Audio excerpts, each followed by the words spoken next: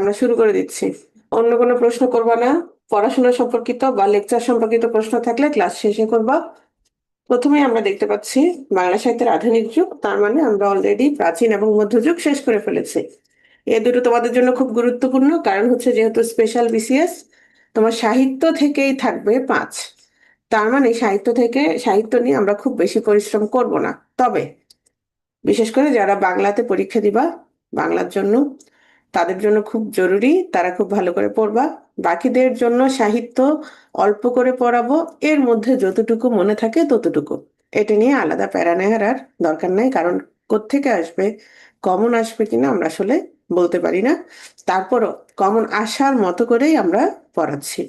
হুম। হ্যাঁ, কালকের মতো আজকে একটা ব্রেক দিব। তো যেহেতু 5 নম্বর, আমরা ধরে নিতে পারি যদি একটা দুটো প্রশ্ন আসে প্রাচীন মধ্যযুগ থেকে, সেটা আমাদের জন্য ভালো হবে। হ্যাঁ, সেক্ষেত্রে অলরেডি প্রাচীন মধ্যযুগ শেষ।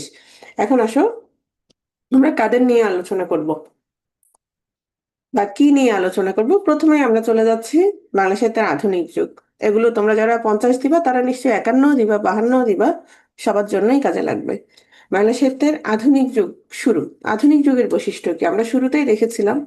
মধ্যযুগের বৈশিষ্ট্য ছিল তোমার দেবদেবী নির্ভর সাহিত্য আমরা পেয়েছি, মানে ধর্মকেন্দ্রিক সাহিত্য। ঠিক একইভাবে প্রাচীন যুগেও সেম কি ছিল, ধর্ম নির্ভরতা ছিল বিষয়বস্তু, রাইট, বৈশিষ্ট্য ছিল। এবং মধ্যযুগেরও কি তোমার ধর্মীয় আবেশে সাহিত্য রচিত হতো এবং ছিল দেবদেবী নির্ভর সাহিত্য।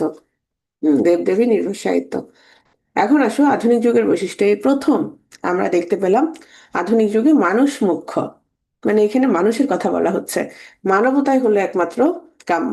এবং এখানে আমরা আস্তে আস্তে দেখতে পাচ্ছি দেশপ্রেম, ব্যক্তি স্বাতন্ত্র্যবাদ, হ্যাঁ, জাতীয়তাবোধ, এই বিষয়গুলো সাহিত্যে উঠে এসেছে। এবং মানুষ আস্তে আস্তে দেবদেবীর কথা না, রাজাদের কথা না, আস্তে আস্তে মানুষ নিজের কথা বলতে শুরু করলো, নিজের হৃদয়ের কথা বলতে শুরু করলো, সে কি চায়, হ্যাঁ, সে তার অনুভূতি, সেগুলো আস্তে আস্তে সাহিত্যে বলতে শুরু করলো। কেউ কবিতার মাধ্যমে, কেউ গল্পের মাধ্যমে, কেউ উপন্যাসের মাধ্যমে, কেউ প্রবন্ধের মাধ্যমে, হ্যাঁ, সেটা আস্তে আস্তে সে বলা শুরু করলো। এবং একটা সময় আমরা দেখতে পেয়েছি যে তোমার শুধু রাজারাই হচ্ছে নায়ক, হ্যাঁ, দেবতারাই হচ্ছে নায়ক। কিন্তু আমরা আধুনিক যুগে এসে দেখতে পাচ্ছি সমাজের একদম নিচু স্তরের যারা লোকজন, তারাও কি হতে পারে, নায়ক হতে পারে। যেমন পদ্মা নদীর মাঝি তোমরা অনেকে উপন্যাসটা পড়েছো, এছাড়াও মানিকের অনেক উপন্যাস পড়েছো, আরো অনেক লেখকের অনেক উপন্যাস পড়েছো।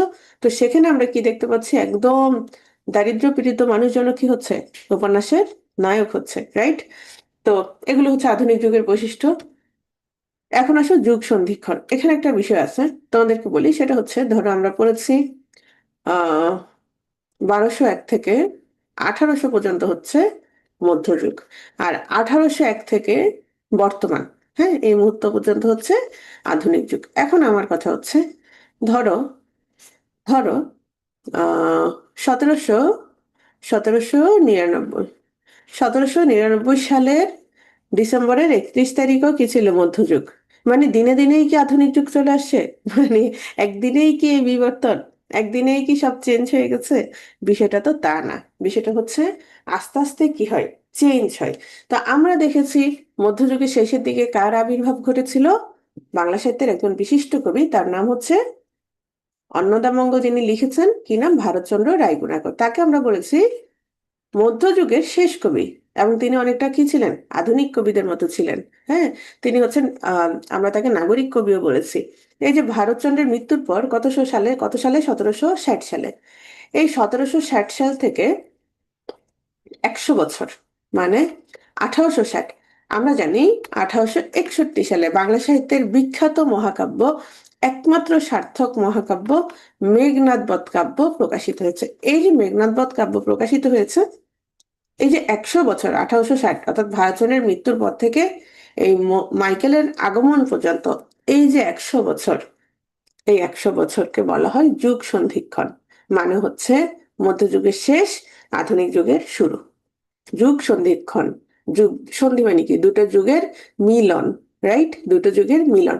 এই সময়টাকে বলা হচ্ছে যুগ সন্ধিক্ষণ। এই যুগ সন্ধিক্ষণের কবিকে ঈশ্বরচন্দ্র গুপ্ত, নট ঈশ্বরচন্দ্র বিদ্যাসাগর। ঈশ্বরচন্দ্র বিদ্যাসাগর অন্য একজন, এটা অনেকে বুঝতে পারে না, ঈশ্বরচন্দ্র গুপ্ত।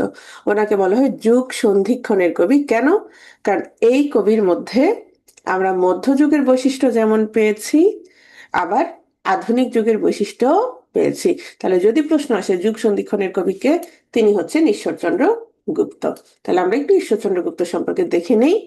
ঈশ্বরচন্দ্র গুপ্ত তিনি সাংবাদিক ছিলেন এবং তিনি কবিয়াল ছিলেন, কবি ছিলেন। কবিয়ালদের তিনি লুপ্ত জীবনে উদ্ধার করতেন। হ্যাঁ, তো ওনার জীবনকাল হচ্ছে 1812 থেকে 1859। জীবনকাল দরকার নাই, যেটা দরকার সেটা হচ্ছে ওনার কিছু পত্রিকা। একটু খেয়াল করো, সংবাদ প্রভাকর, সংবাদ রত্নাবলী, পাষণ্ড বিরোধ, সংবাদ সাধুরঞ্জন। এর মধ্যে যেটা সবচেয়ে গুরুত্বপূর্ণ সেটা হচ্ছে সংবাদ প্রভাকর। তাহলে সংবাদ প্রভাকরের সম্পাদককে ঈশ্বরচন্দ্র গুপ্ত। এটা কেন ইম্পর্টেন্ট? কারণ হচ্ছে এটা প্রথম দৈনিক, এটা হচ্ছে প্রথম দৈনিক সংবাদপত্র। এর আগে হচ্ছে সবগুলো কি ছিল? কোনোটা মাসিক ছিল, কোনোটা হচ্ছে ত্রৈমাসিক ছিল, কোনোটা হচ্ছে সাপ্তাহিক ছিল। হ্যাঁ, তো এটাও প্রথমে সাপ্তাহিক ছিল, পরে সপ্তাহে 2বার ছিল, পরে হচ্ছে প্রথম দৈনিক পত্র, প্রথম দৈনিক সংবাদপত্র হিসাবে প্রকাশিত হয়। তাহলে ওনার মধ্যে আমরা কি দেখেছি? দুই যুগের বৈশিষ্ট্য হচ্ছে সমানভাবে থাকার কারণে ওনাকে আমরা বলছি যুগ সন্ধিক্ষণের কবি। ঈশ্বরচন্দ্র গুপ্ত তিনি আধুনিক যুগের প্রথম কবি। যদি প্রশ্ন করা হয় আধুনিক যুগের প্রথম কবি কে, তিনি হচ্ছেন ঈশ্বরচন্দ্র গুপ্ত। ওনাকে গুপ্ত কবি নামেও বলা হয়, পরিচিত গুপ্ত কবি নামে। তিনি আধুনিক যুগের প্রথম কবি, অলরেডি বলেছি। তার কবিতাগুলো কেমন ছিল? তিনি রঙ্গ রসাত্মক কবিতা রচনা করতেন। তাকে রঙ্গব্যঙ্গের কবি, কবিয়ালদের শেষ প্রতিনিধি, বাংলা সাহিত্যের জেনাস বলা হয়। এবং বঙ্কিমচন্দ্র তাকে বলেছেন খাঁটি বাঙালি কবি। তিনি সবসময় ইংরেজি প্রভাব বর্জিত খাঁটি বাংলা শব্দ ব্যবহার করতেন। হ্যাঁ, এবং তিনি খুব মজা করতেন, যেহেতু তার মধ্যযুগের বৈশিষ্ট্য ছিল, তার মধ্যে আবার আধুনিক যুগের বৈশিষ্ট্য ছিল। তো তাকে আমরা এই জন্য কি বলছি? যুগ সন্ধিক্ষণের কবি। এবং ওনার কিছু গুরুত্বপূর্ণ কবিতা, পাঁঠা, আনারস, তোপসে মাছ, একটু মনে রাখতে পারো। এবং তিনি যেটা করেছেন, কবিয়ালদের, আমরা মধ্যযুগের শেষে কাদের পেয়েছিলাম?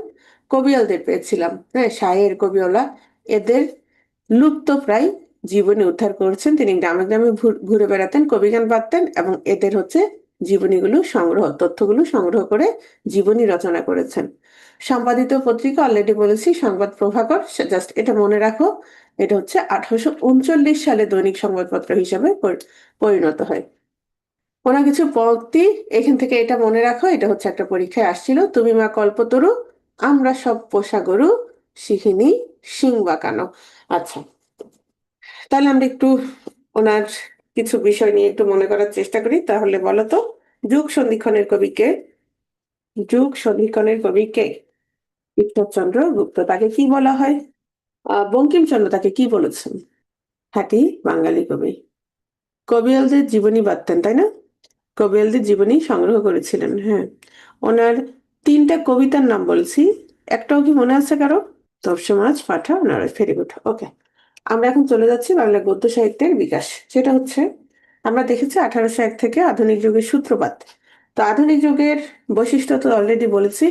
এখন আধুনিক যুগের একটা সবচেয়ে বড় বৈশিষ্ট্য, এখানে কি হয়? গদ্যের যাত্রাটা শুরু হয়। গদ্য, এর আগে আমরা যত সাহিত্য পেয়েছি, সাহিত্যিক নিদর্শন পেয়েছি, সবগুলো কিসে লেখা ছিল? কোনোটাই গদ্যে লেখা ছিল না, সবকিছুই কিসে লেখা ছিল? পদ্যে লেখা ছিল। মধ্যযুগ পর্যন্ত আমরা কি পাচ্ছি না? কোনো ধরনের গদ্য পাচ্ছি না। তাহলে গদ্যের যাত্রাটাই শুরু হচ্ছে কোথায়? আধুনিক যুগ থেকে, অর্থাৎ ফোর্ট উইলিয়াম কলেজের প্রতিষ্ঠার সাথে আধুনিক যুগের বিকাশ একেবারে খুব বেশি জড়িত। হ্যাঁ, তো এখানে আমরা দেখতে পাচ্ছি 1555 সালে আমরা একটা চিঠি পেয়েছিলাম। সেই চিঠিটা কে কাকে লিখেছিল? আসাম রাজকে লেখা কোচবিহারের রাজার একটি পত্র। একটু 1 মিনিট, আমি একটু গরম পানি খেয়ে আসি। হ্যাঁ, আমার গলা একটু সমস্যা করতেছে, জাস্ট 1 মিনিট সময় নিচ্ছি। আচ্ছা সবাই, যা বলছিলাম, বাংলা সাহিত্যে গদ্য সাহিত্যের বিকাশ নিয়ে আমরা এখন জানবো। সেটা হচ্ছে, আমরা প্রথম একটি পত্র পেয়েছি গদ্যে লেখা, সবচেয়ে পুরাতন গদ্য। সেটা কি ছিল? একটা চিঠি। সেটা কে কাকে লিখেছেন? আসাম রাজকে কোচবিহারের রাজার একটা চিঠি। সেটাকে ধরা হয়ে থাকে বাংলা গদ্যের প্রাপ্ত প্রাচীনতম নিদর্শন। বুঝতে পেরেছো? আমরা সবচেয়ে প্রাচীন কবিতা বা পদ কি পেয়েছিলাম? সেটা ছিল হচ্ছে চর্যাপদ। হুম, আর এখানে আমরা দেখতে পাচ্ছি একটা গদ্যে লেখা চিঠি। সেটা কি? সেটা ছিল আসাম রাজকে লেখা কোচবিহারের রাজার একটা চিঠি। সেটা কখন? 1555 সালের। ওকে, এখন আসো বাঙালির লেখা প্রথম মুদ্রিত গ্রন্থ, মানে গদ্যে লেখা। হ্যাঁ, এটা কি ছিল? এটা ছিল ব্রাহ্মণ রোমান ক্যাথলিক সংবাদ। সবসময় মনে রাখবা, এই যে বাংলা গদ্য সাহিত্যের বিকাশ ঘটেছে, এটার সাথে দুটো বিষয় খুব জড়িত। সে দুটো বিষয় ছিল কি? একটা হচ্ছে ধর্ম, আর একটা ব্যবসা। হ্যাঁ, ধর্ম আর একটা হচ্ছে ব্যবসা। আমরা দেখেছি ধর্ম প্রচার করতে হলে তুমি যদি বিভিন্ন দেশে যাও বা যেখানেই যাও না কেন, তুমি অবশ্যই কি জানতে হবে? তাদের সাথে কমিউনিকেট করতে হবে। এখন তাদের সাথে কমিউনিকেট করার সবচেয়ে প্রধানতম উপায় কি? তাদের ভাষা জানা, রাইট? এবং তো এখানেও আমরা দেখতে পাচ্ছি তোমার ফোর্ট উইলিয়াম কলেজে যখন প্রতিষ্ঠিত হয়, ইস্ট ইন্ডিয়া কোম্পানির যারা কর্মচারী ছিল তাদেরকে কি করতে হয়? তারা যেহেতু ব্যবসা করার উদ্দেশ্যে আসছে, তাদেরকে তাহলে অবশ্যই কি করতে হবে? ব্যবসা জানতে হলে তোমার অবশ্যই ভাষা জানতে হবে। তো ভাষা শিক্ষার উদ্দেশ্যে দেখা গেল অনেক অনেক গ্রন্থ রচিত হয়েছিল। ঠিক এখানেও আমরা দেখতে পাচ্ছি এই যে গদ্য গ্রন্থগুলো এটার সাথে ধর্ম সম্পৃক্ত। কেন? কারণ হচ্ছে ধর্ম প্রচারের উদ্দেশ্যেই মূলত এই গ্রন্থগুলো লিখিত হয়েছিল। ঠিক আছে, তাহলে আমরা দেখতে পাচ্ছি ব্রাহ্মণ রোমান ক্যাথলিক সংবাদ, মানে একজন ব্রাহ্মণ তো হিন্দু ধর্মে, তোমরা জানো ব্রাহ্মণ রোমান। হ্যাঁ, তাহলে এখানে কি ক্যাথলিক সংবাদ, তার মানে দেখা যাচ্ছে এখানে মূলত কি দুটো ধর্মীয় বিষয় আশয় নিয়ে কথাবার্তা হচ্ছে, একজন ব্রাহ্মণের মধ্যে আর কি রোমান ক্যাথলিকের মধ্যে। হ্যাঁ, তাহলে এটা কে লিখেছেন? রচয়িতা হচ্ছে দোন আন্তোনিও দো রোজারিও। মানে শুনতে মনে হয় যেন বিদেশি কোনো লেখক, আসলে তিনি ছিলেন বাঙালি। তিনি ছিলেন ভূষণার জমিদার পুত্র। তাকে হচ্ছে তোমার কি বলে, অপহরণ করে নিয়ে যাওয়া হয়, এবং অপহরণ করে নেওয়ার পরে তাকে হচ্ছে খ্রিস্ট ধর্মে দীক্ষিত করা হয়। পরে তিনি নিজেই হচ্ছে ধর্মপ্রচার শুরু করে দিয়েছিলেন। তাহলে এটা কে লিখেছে? দোম আন্তোনিও দো রোজারিও। ওকে, ব্রাহ্মণ রোমান ক্যাথলিক সংবাদ। এরপর হচ্ছে কৃপা শাস্ত্রের অর্থভেদ, এটা লিখেছেন হচ্ছে মানুয়েল দা আসুম্পসা। এটা হচ্ছে খ্রিস্ট ধর্মের প্রচারের জন্য এটা তিনি লিখেছিলেন। খ্রিস্টান গুরু শিষ্যের কথোপকথন, এখানে দেখানো হবে যে খ্রিস্ট ধর্মটাই হচ্ছে কি শ্রেষ্ঠ ধর্ম। রাজা প্রতাপাদিত্য চরিত্র, এই গ্রন্থটার নাম মনে রাখতে হবে। তাহলে রামরাম বসু, তাহলে রার সাথে রাজা মনে রাখবে, রামরাম বসুর সাথে কি মনে রাখবা? রাজা মনে রাখবা। রাজা প্রতাপাদিত্য চরিত্র, এটা প্রকাশিত হয়েছে 1801 সালে। এখন আসো, এটা হচ্ছে বাঙালির লেখা বাংলা ভাষায় রচিত প্রথম মুদ্রিত গদ্য গ্রন্থ। আমরা এখন কি জানছি? আমরা মূলত গদ্য গ্রন্থ নিয়ে আমরা এখন পড়াশোনা করছি। তাহলে প্রথম গদ্য গ্রন্থ আমরা কোনটা পেয়েছি? একদম শুরুর দিকে সেটা কার ছিল? ডোম আন্তোনিও দো রোজারিও। হ্যাঁ, এরপর আমরা মানুয়েল দা, হ্যাঁ রাজার চিঠি তো অনেক আগে, ওটা একদম প্রাচীনতম নিদর্শন। এরপর আমরা পেলাম মানুয়েল দা আসুম্পসাও। এরপর পেলাম আমরা রাজা প্রতাপাদিত্য চরিত্র রামরাম বসু। তো এর আগে আমরা বাঙালির লেখা পেয়েছি। দেখো একটু খেয়াল করো, বাঙালির লেখা ছিল দোম আন্তোনিও দো রোজারিও। সে বাঙালি ছিল, কিন্তু সেটা কি ছিল? রোমান হরফে মুদ্রিত ছিল। আবার খেয়াল করো, এখানে হচ্ছে মানুয়েল দা আসুম্পসাও, বিদেশি লেখক লিখেছেন। হ্যাঁ, এটাও প্রকাশিত হয়েছে কোত্থেকে? তোমার লিসবন থেকে। তাহলে আমরা বাঙালির লেখা পাই নাই, বাঙালির লেখা পেয়েছি কিন্তু সেটা বাংলায় ছিল না। তাহলে বাঙালির লেখা বাংলা ভাষায় রচিত প্রথম মুদ্রিত গদ্য গ্রন্থ কোনটা? রাজা প্রতাপাদিত্য চরিত্র, 1801 সালে প্রকাশিত হয়েছে। কথোপকথন উইলিয়াম কেরি, এটাও 1801 সালে প্রকাশিত হয়েছে। এনারা সবাই আসছিল মূলত ধর্ম প্রচারের উদ্দেশ্যে। বাংলা ভাষায় মুদ্রিত গদ্য গ্রন্থ এই কথোপকথন, আর এটা হচ্ছে বাংলা ভাষার কথ্য রীতির প্রথম নিদর্শন এই গ্রন্থে পাওয়া যায়। তাহলে একটা জিনিস খেয়াল করো, এখানে আরেকটা বিষয় আছে, সেটা হচ্ছে মঙ্গল সমাচার, এটা একটু মনে রাখবা। তাহলে বাংলা ভাষায় মুদ্রিত প্রথম গ্রন্থ হচ্ছে মথি রচিত মঙ্গল সমাচার, এটা 1800 সালে প্রকাশিত। এটা হচ্ছে বাইবেলের অনুবাদ। হ্যাঁ, তাহলে এটা হচ্ছে 1800 সাল। এটা অনেক সময় আসে না, কিন্তু রাজা প্রতাপাদিত্য চরিত্র নিয়ে আসে। তাহলে এরপর প্রকাশিত হয়েছে কোনটা? রাজা প্রতাপাদিত্য চরিত্র। এরপর হচ্ছে কথোপকথন। ওকে, তাহলে আমরা একটু সিরিয়ালটা দেখি। প্রথম হচ্ছে মথি রচিত মঙ্গল সমাচার, যেটা 1800 সালে প্রকাশিত হয়েছে, কিন্তু এটা ছিল একটা অনুবাদ গ্রন্থ। ওকে, রাজা প্রতাপাদিত্য চরিত্র 1801 সালের জুনে, মৌলিক গ্রন্থ। কথোপকথন হচ্ছে 1801 সালের আগস্টে, মানে কথোপকথন অল্প পরে। এখন তোমার যদি সিরিয়াল আসে, অনেক সময় দেখা যায় রাজা প্রতাপাদিত্য চরিত্র থাকে না অপশনে, তখন কি হবে বলো তো? কথোপকথন হবে। বুঝতে পেরেছো? ধরো মঙ্গল সমাচার আর প্রতাপাদিত্য চরিত্র নাই, তখন কি হবে? কথোপকথন হবে। মোট কথা এই সিরিয়ালটা মেনটেন করতে হবে। যদি তিনটেই থাকে তাহলে হবে মঙ্গল সমাচার, তারপর হচ্ছে রাজা প্রতাপাদিত্য চরিত্র, তারপর হচ্ছে কথোপকথন। ওকে, অনেক সময় অপশনে একটা থাকে, একটা থাকে না। শ্রীরামপুর মিশন, এটা হচ্ছে তোমার ভারতে খ্রিস্টানদের প্রথম নিজস্ব প্রচার সংঘ। এখানে হচ্ছে প্রেস প্রতিষ্ঠিত হয় 1800 সালের মার্চে, এবং তখন হচ্ছে বাইবেল সহ বিভিন্ন খ্রিস্ট ধর্মের বিভিন্ন গ্রন্থ অনুবাদ করা হয়। যেমন আমরা একটা গ্রন্থের অনুবাদ হতে দেখেছিলাম মধ্যযুগের, সেটা কোনটা বলো তো, মনে আছে? Ramayana, very good. হ্যাঁ, রামায়ণ। রামায়ণ মুদ্রিত হয়েছিল এই শ্রীরামপুর মিশনের প্রেস থেকে। 1818 সালে শ্রীরামপুর মিশন থেকে দুটো পত্রিকা প্রকাশিত হয়। সে দুটো পত্রিকা কি ছিল? দিগদর্শন আর হচ্ছে সমাচার দর্পণ। এই দুটো ইম্পর্টেন্ট পত্রিকা থেকে অনেক সময় প্রশ্ন আসে। তাহলে শ্রীরামপুর মিশন থেকে যে দুটো পত্রিকা প্রকাশিত হয়েছে, দিগদর্শন আর হচ্ছে সমাচার দর্পণ। দিগদর্শন হচ্ছে তোমার এই 1818 সালের এপ্রিলে প্রকাশিত হয়, এটা ছিল মাসিক পত্রিকা, আর এটা ছিল সাপ্তাহিক সমাচার দর্পণ। নেক্সট, বাংলা ছাপাখানা, খুব জরুরি। হ্যাঁ, প্রথম সাময়িক পত্র। আমরা বাংলা ছাপাখানাটা একটু দেখি। প্রথম হচ্ছে এটা দরকার নাই, 1778 সালে চার্লস উইলকিন্স হুগলিতে প্রথম বাংলা ছাপাখানা প্রতিষ্ঠিত করেন। তাহলে প্রথম বাংলা ছাপাখানা কোথায় প্রতিষ্ঠা করা হয়েছে? সেটা হচ্ছে হুগলিতে, 1778। ওকে, এখন আসে এই যে চার্লস উইলকিন্স বাংলা অক্ষরের, এই যে বাংলা, এই বাংলা যে তোমার বর্ণগুলো, এগুলোর নকশা প্রথম কে তৈরি করেছিলেন? এই চার্লস উইলকিন্স। এবং সে তো নকশা তৈরি করেছে, তাহলে নকশাগুলোকে কি করতে হবে? খোদাই করতে হবে না? তাহলে খোদাই করেছে কে? পঞ্চানন কর্মকার। এটা অনেকে ভুল করে। তাহলে যদি বলা হয় বাংলা মুদ্রাক্ষরের জনক কে, যিনি নকশা তৈরি করেছিলেন তিনি হচ্ছে জনক, তাহলে জনক কি পঞ্চানন কর্মকার নাকি চার্লস উইলকিন্স?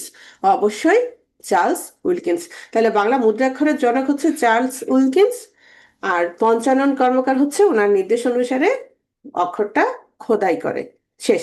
1800 খ্রিস্টাব্দে কলকাতার নিকটবর্তী শ্রীরামপুরে মুদ্রণ যন্ত্র স্থাপন করা হয়, আর পরবর্তীতে ওই যে ওইখান থেকেই হচ্ছে মঙ্গল সমাচার, যেটা আমরা একটু আগে পড়েছি, এটা তোমার গ্রন্থটি মুদ্রিত হয়। এটা ছিল অনুবাদ গ্রন্থ, মানে বাইবেলের। তাহলে আমরা কি কি বললাম? আমাকে বলো, মুদ্রাক্ষরের জনক কে? Charles Wilkins. আর খোদাই করেছিলেন কে ওনার নির্দেশে? পঞ্চানন কর্মকার। ওকে, শ্রীরামপুর মিশন থেকে দুটো পত্রিকা, সাময়িক পত্রিকা প্রকাশিত হয়েছিল, সেগুলোর নাম কি? দিগদর্শন, সমাচার দর্পণ। Very good. রাজা প্রতাপাদিত্য চরিত্র কার রচনা? রাম বসু। ওকে, কথোপকথন কার রচনা? William Carey. এই উইলিয়াম ক্যারির আগে জন টমাস নামে এক ব্যক্তি আসছিল ধর্ম প্রচারের উদ্দেশ্যে। উনি ছিলেন ডাক্তার, মানে পড়াশোনার দরকার নেই, এগুলো মনে রাখার দরকার নেই। তো ওই ডাক্তার হচ্ছে তোমার মানে ধর্ম প্রচারের উদ্দেশ্যে আসছে, তো খ্রিস্ট ধর্ম প্রচারের জন্য। কিন্তু তিনি কাউকে হচ্ছে মানে ইয়ে করতে পারেন নাই, হ্যাঁ, কি বলে, ধর্মান্তরিত করতে পারেন নাই, খ্রিস্ট ধর্মে দীক্ষিত করতে পারেন নাই। পরবর্তীতে তিনি এই উইলিয়াম ক্যারিকে নিয়ে আসছিলেন, এবং মজার বিষয় হচ্ছে উইলিয়াম ক্যারি একজনকে তোমার ধর্মান্তরিত করতে সক্ষম হয়েছিলেন, এবং সেটা দেখে জন টমাস মানে পাগল হয়ে মারা গেছিলেন খুশিতে। এত খুশি হয়েছিলেন উনি, উনি যেহেতু ধর্মান্তরিত করতে আসছিলেন, ডাক্তার। যাই হোক, তো দেখো, ইস্ট ইন্ডিয়া কোম্পানি, গতকাল আমরা এই বিষয়গুলো নিয়ে অনেক দেখছি না? ফেসবুক পুরো মানে এই বিষয়গুলো নিয়েই মূলত তোমার পুরো টাইমলাইন ভর্তি ছিল। ধর্ম নিয়ে যুদ্ধ সবসময় চলবে। দেখো, east India company fort William college, একটু খেয়াল করো, ইস্ট ইন্ডিয়া কোম্পানির কার্য পরিচালনা করতে আসে নবীন ইংরেজ সিভিলিয়ানদের এদেশীয় ভাষা, শিল্প, সাহিত্য, আচার আচরণাদি তোমার শিক্ষা দেওয়ার জন্য এই ফোর্ট উইলিয়াম কলেজ প্রতিষ্ঠা করে। তারা তাদের স্বার্থে ফোর্ট উইলিয়াম কলেজ প্রতিষ্ঠা করেছিল, সেটা আমাদের কাজে লেগে গিয়েছে। কেন? কারণ আমরা মধ্যযুগ পর্যন্ত শুধু পেয়েছি কি তোমার কবিতা, কবিতা, কাব্য, কাব্য, এই প্রথম আমরা গদ্যে লেখা সাহিত্য পেয়ে গেলাম। কখন? আধুনিক যুগে। এবং 1801 সালে এই ফোর্ট উইলিয়াম কলেজে বাংলা বিভাগ খোলা হয়। বাংলা বিভাগ খোলা হয়, এবং বাংলা বিভাগের প্রথম অধ্যক্ষ ছিলেন কে? ওই যে উইলিয়াম ক্যারি। বাংলা বিভাগের প্রথম অধ্যক্ষ ছিলেন উইলিয়াম ক্যারি। এবং এই ফোর্ট উইলিয়াম কলেজে 1801 থেকে 1815 খ্রিস্টাব্দের মধ্যে 8জন লেখক 13টা বাংলা গদ্য পুস্তক লিখেছিলেন, যেটা বাংলা গদ্যের বিকাশে খুব বেশি ভূমিকা রেখেছিল।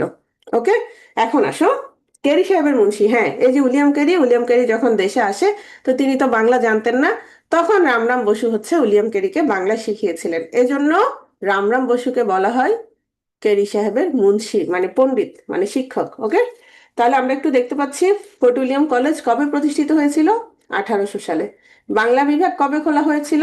1801 সালে। এই বাংলা বিভাগ খোলার পর, এখন বাংলা বিভাগ খোলা হয়েছে কিন্তু বই নেই, তাহলে বই নিশ্চয়ই লিখতে হবে। এই গ্রন্থগুলো কে লিখেছেন?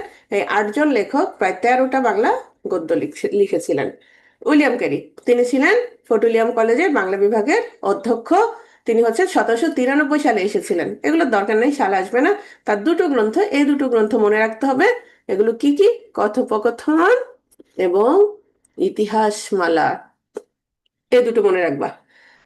ক্যারি সাহেবের মুন্সি রামরাম বসুকে বলা হয় ক্যারি সাহেবের মুন্সি। যারা স্লাইড পড়বা অল্প সময়ের মধ্যে, তারা শুধু বোল্ড করা লাল দাগ দেয়া দাগগুলা, লাইনগুলো দেখে যাবা, ঠিক আছে? নেক্সট, এই স্লাইডগুলো ইম্পর্টেন্ট, এখান থেকে প্রশ্ন আসে। হ্যাঁ, প্রথম আসে রামরাম বসু। তাহলে রামরাম বসু থেকে আমরা কি পড়বো? রাজা লিপি, রাজা লিপি। তাহলে কি কি বলতো? প্রথমটা আমরা অলরেডি পড়ে ফেলেছি, রাজা প্রতাপাদিত্য চরিত্র। এটা হচ্ছে বাঙালির লেখা প্রথম মুদ্রিত বাংলা গ্রন্থ। আর লিপি কি? লিপি হচ্ছে লিপিমালা, এটা হচ্ছে পত্র সাহিত্য, গদ্যে লেখা। ওকে, কলেজের ছাত্রদের চলিত ভাষা আর অদেশীয় লোকের বৈশ্বিক ব্যবহারের পরিচয় দানের জন্য পত্রাকারে লিখিত, ও হবে এটা অ না, ও দেশীয় লোকের বৈশ্বিক ব্যবহারের পরিচয় দানের জন্য পত্রাকারে লিখিত প্রবন্ধ। আচ্ছা, উইলিয়াম ক্যারি হচ্ছে দুটো লিখেছে। উইলিয়াম ক্যারি কই? উইলিয়াম ক্যারি কই? তাহলে কইতে কি হবে? কথোপকথন, ইতিহাসমালা, মনে থাকবে? তাহলে রামরাম বসু রাজা লিপি, রাজা লিপি। উইলিয়াম ক্যারি কই? কথোপকথন, ইতিহাসমালা। গোলকনাথ শর্মা হিতোপদেশ। গোলকনাথ শর্মা কি দিতে পছন্দ করে বলো তো? উপদেশ দিতে পছন্দ করে, তাহলে হিতোপদেশ। উপদেশ দিতে মোটামুটি সবাই পছন্দ করে, যার কারণে হিতোপদেশ আমরা কয়টা পাচ্ছি বলো তো? দুটো। আরেকজন লিখেছেন, তিনি কে? মৃত্যুঞ্জয় বিদ্যালঙ্কার। ওনারও কি আছে? হিতোপদেশ। আর কি আছে? 32 সিংহাসন। এটা ইম্পর্টেন্ট, অনেক সময় আসে। তাহলে মৃত্যুঞ্জয় বিদ্যালঙ্কার, তিনি কলেজের শ্রেষ্ঠ পণ্ডিত ছিলেন, তিনি সবচেয়ে বেশি গ্রন্থ রচনা করেছিলেন। তাহলে আমাকে বলো তো, উইলিয়াম ক্যারি দুটো মনে রাখার উপায়। উইলিয়াম ক্যারি গ্রন্থগুলোর নাম কি? শুধু কই মনে থাকবে, কিন্তু এখানে দুটো যে শব্দ, মানে দুটো গ্রন্থ, সেই দুটো গ্রন্থের নাম কি? আর ধরো তুমি মনে রাখলে কই, কিন্তু তোমার হলে এই কই দিয়ে ক দিয়ে কি হবে, রসই দিয়ে কি হবে, সেটাই মনে আসলো না, তাহলে তো সর্বনাশ। শুধু টেকনিকটাই মনে থাকলো, গ্রন্থের নাম মনে নাই। আচ্ছা, ওকে, ঠিক আছে। এটা আসছিল চণ্ডীচরণ মুন্সী তোতা ইতিহাস, এটা আসছিল, এটা প্রিলিতে 45 বা 46 আসছিল। হ্যাঁ, নেক্সট, হিন্দু কলেজ। হিন্দু কলেজের মধ্যে একজন খুব গুরুত্বপূর্ণ তোমার শিক্ষক, তিনি ছিলেন ডিরোজিও। খুবই ইম্পর্ট্যান্ট, ওনার প্রভাব ছিল অনেকটা বিস্ময়কর। ওনার যে শিষ্যরা ছিল তাদেরকে বলা হয় ইয়ং বেঙ্গল, তাদেরকে বলা হয় ইয়ং বেঙ্গল। এই যে ডিরোজিও শিষ্যরাই হচ্ছে ইয়ং বেঙ্গল নামে পরিচিত। তারা হচ্ছে আস্তিকতা হোক নাস্তিকতা হোক, কোনো জিনিসকে পূর্ব থেকে গ্রহণ না করা, জিজ্ঞাসা ও বিচার, এই মন্ত্রে উজ্জীবিত ছিল। মোট কথা, সেই সময়ে তোমার হিন্দু ধর্মের যে গোড়ামি ছিল, শুধু হিন্দু না, যে কোনো ধর্মীয় গোড়ামি, যে কোনো কিছু, তো ওনার কথা ছিল কোনো গোড়ামিকে আস্তে আস্তে কি করে দিয়েছিলেন, ভেঙে দিয়েছিলেন। কোনো কিছু হচ্ছে তোমার না বুঝে তিনি গ্রহণ করতে নিষেধ করেছিলেন। তো সেই সময়ে খুব সাড়া ফেলেছিল ওনার শিষ্যরা, কিন্তু দুঃখজনকভাবে ওনার শিষ্যরা একটা সময় একটু অন্যদিকে ধাবিত হয়ে পড়েন। আচ্ছা, রাজা প্রবোধ হিসেবে ভালো, রবিউল ইসলাম তোমাদেরকে মৃত্যুঞ্জয় বিদ্যালঙ্কারের যেগুলো সেগুলো থেকে দিয়েছে, সেটা দেখতে পারো। ইয়ং বেঙ্গলের সদস্য কারা ছিলেন দরকার নাই আপাতত। ইয়ং বেঙ্গলের মুখপত্র, এটা দরকার আছে। এনকোয়ারার আর হচ্ছে জ্ঞানান্বেষণ, বেঙ্গল স্পেক্টেটর, এর মধ্যে এনকোয়ারার আর হচ্ছে জ্ঞানান্বেষণ, এই দুটো জরুরি। ওকে, নেক্সট, ঈশ্বরচন্দ্র বিদ্যাসাগর। না, বাঙালি ছিলেন না, ঈশ্বরচন্দ্র বিদ্যাসাগর। খুবই ইম্পর্টেন্ট, খুবই ইম্পর্টেন্ট। তুমি প্রিলি বলো, রিটেন বলো, এমন কোনো পরীক্ষা নাই যেখানে হচ্ছে ঈশ্বরচন্দ্র বিদ্যাসাগর থেকে প্রশ্ন থাকে না। এরকম আরেকজন হচ্ছে সৈয়দ ওয়ালিউল্লাহ। দেখা যায় রিটেনে এদের থেকে সবসময় কোনো না কোনো ভাবে প্রশ্ন থাকে। এইবারও সর্বশেষ যে রিটেনটা হলো 46-এ, সেটাতেও প্রশ্ন ছিল ঈশ্বরচন্দ্র বিদ্যাসাগরের তোমার সমাজ সংস্কার বিষয়ে লিখতে বলা হয়েছিল। হ্যাঁ, তাহলে আমরা একটু দেখি ওনার জন্মস্থান কোথায়। জন্মস্থান থেকে প্রশ্ন আসছিল। ওনার জন্মস্থান হচ্ছে বিসিংহগ্রাম, পশ্চিমবঙ্গের মেদিনীপুরে। এটা থেকে প্রশ্ন আসছিল। ওনার পারিবারিক নাম হচ্ছে ঈশ্বরচন্দ্র বন্দ্যোপাধ্যায়। হ্যাঁ, আর উনি স্বাক্ষর করতেন হচ্ছে ঈশ্বরচন্দ্র শর্মা নামে। ছদ্মনাম কস্যচিৎ উপযুক্ত ভাইপোষ্য। উনি যেহেতু তোমার বিধবা বিবাহের পক্ষে ছিলেন, বহু বিবাহের বিপক্ষে ছিলেন, তো উনি বেশ অনেক গ্রন্থ এই কারণে রচনা করেছিলেন। সেগুলোর বেশিরভাগই তিনি ছদ্মনামে রচনা করেছিলেন। বিভিন্ন সময় কি করতো, তার জবাব দিতেন একজন একজনের। অর্থাৎ উনি যেহেতু পক্ষে, বিধবা বিবাহের পক্ষে, অন্য যারা বিপক্ষে ছিলেন তারাও লিখতো, তিনি আবার কি করতেন, সেটার উপযুক্ত জবাব দিতেন। বিদ্যাসাগর উপাধি লাভ করেন কোত্থেকে? সংস্কৃত কলেজ থেকে। কত বছর বয়সে? 1839। তাহলে কত বছর বয়সে? মাত্র 19 বছর বয়সে। এই 1820 তো 19 বছর, এই 19 বছর। হ্যাঁ, তাকে করুণাসাগর বিশেষণ প্রদান করেছেন কে? মাইকেল মধুসূদন দত্ত। কেন? ওই যে মাইকেল মধুসূদন দত্ত যখন দেশের বাহিরে ছিলেন, মানে ফ্রান্সে ছিলেন, দেখা গেছে খুব অর্থ কষ্টে ভুগতেন। তিনি তো ভেবেছিলেন যে তিনি ইংরেজি সাহিত্যে একজন বিখ্যাত সাহিত্যিক হবেন, ইংরেজি সাহিত্যে সাহিত্য রচনা করবেন, কবিতা লিখবেন, নাটক লিখবেন, কিন্তু সেটা হয়নি। তো সেই সময় মাইকেল মধুসূদন দত্তকে তোমার সাহায্য করেছিলেন কে? ঈশ্বরচন্দ্র বিদ্যাসাগর। টাকা পাঠাতেন, এমনকি ওনার নিজের কাছে না থাকলে দেখা যেত ধার করে হলেও কি করতেন, টাকাটা পাঠিয়ে দিতেন। কারণ উনি বুঝতে পেরেছিলেন যে উনি খুবই মেধাবী, এবং উনি মাইকেল মধুসূদনের কথা, এবং মাইকেল মধুসূদন পারলে বাংলা সাহিত্যে অনেক কিছু দিতে পারবে। ওনার মেধাটা বুঝতে পেরেছিলেন ঈশ্বরচন্দ্র বিদ্যাসাগর। বাংলা গদ্য রীতি প্রচলনে অবিস্মরণীয় অবদান রাখার জন্য ওনাকে কি বলা হয়? বাংলা গদ্যের জনক। তাহলে গদ্য নিয়ে যদি প্রশ্ন আসে একটু ঘুরাই ফিরাই যেই হোক, ঈশ্বরচন্দ্র বিদ্যাসাগর। নারী শিক্ষায় তার অবদান, নারী শিক্ষার ক্ষেত্রে তার অবদান হচ্ছে কলকাতায় বেথুন, বেথুন মানে বিটন, বিটন থেকে হচ্ছে বেথুন বলা হয়, বেথুন কলেজ প্রতিষ্ঠা। এটা শুধু বেথুন কলেজ প্রতিষ্ঠার ক্ষেত্রে না, তিনি অসংখ্য স্কুল তৈরি করেছিলেন মেয়েদের জন্য। এবং তিনি বুঝতে পেরেছিলেন যে নারী শিক্ষা, নারী শিক্ষা না শুধু, মানে শিক্ষা লাভ করা ছাড়া আসলে কোনো উপায় নেই। তিনি গ্রন্থ লিখেছিলেন। বাচ্চাদের জন্য কোনো ভালো গ্রন্থ ছিল না শুরু করার মতো, বর্ণ পরিচয়। তারপর হচ্ছে তার প্রচেষ্টায় বিধবা বিবাহ আইন পাশ হয় 1556 সালে। এটা ইম্পর্টেন্ট, এমনকি জিকের জন্য ইম্পর্টেন্ট এটা। ওকে, এগুলো হচ্ছে তোমার অনেক সময় রিটেনে আসে। তারপরে মনে রাখবে বিরাম চিহ্নের প্রবর্তক, খুব দরকার। তিনি হচ্ছেন 21 বছর বয়সে 1841 সালে ফোর্ট উইলিয়াম কলেজের বাংলা বিভাগের পণ্ডিত হন, এবং তিনি বাংলা সাহিত্যের জ্যোতি বা বিরাম চিহ্নের প্রচলন করেন। কোন গ্রন্থে? বেতাল পঞ্চবিংশতি। বাংলা ভাষায় জ্যোতি বা বিরাম চিহ্নের প্রচলন শুরু হয় তাহলে কত সালে? 1847 সালে।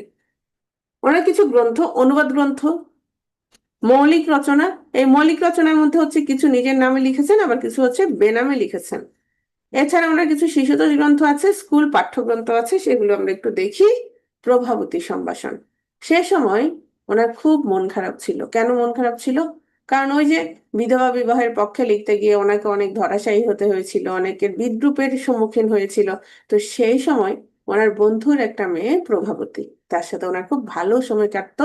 এই প্রভাবতীকে তিনি খুব স্নেহ করতেন, কিন্তু প্রভাবতী একটা কঠিন রোগে মারা যায়।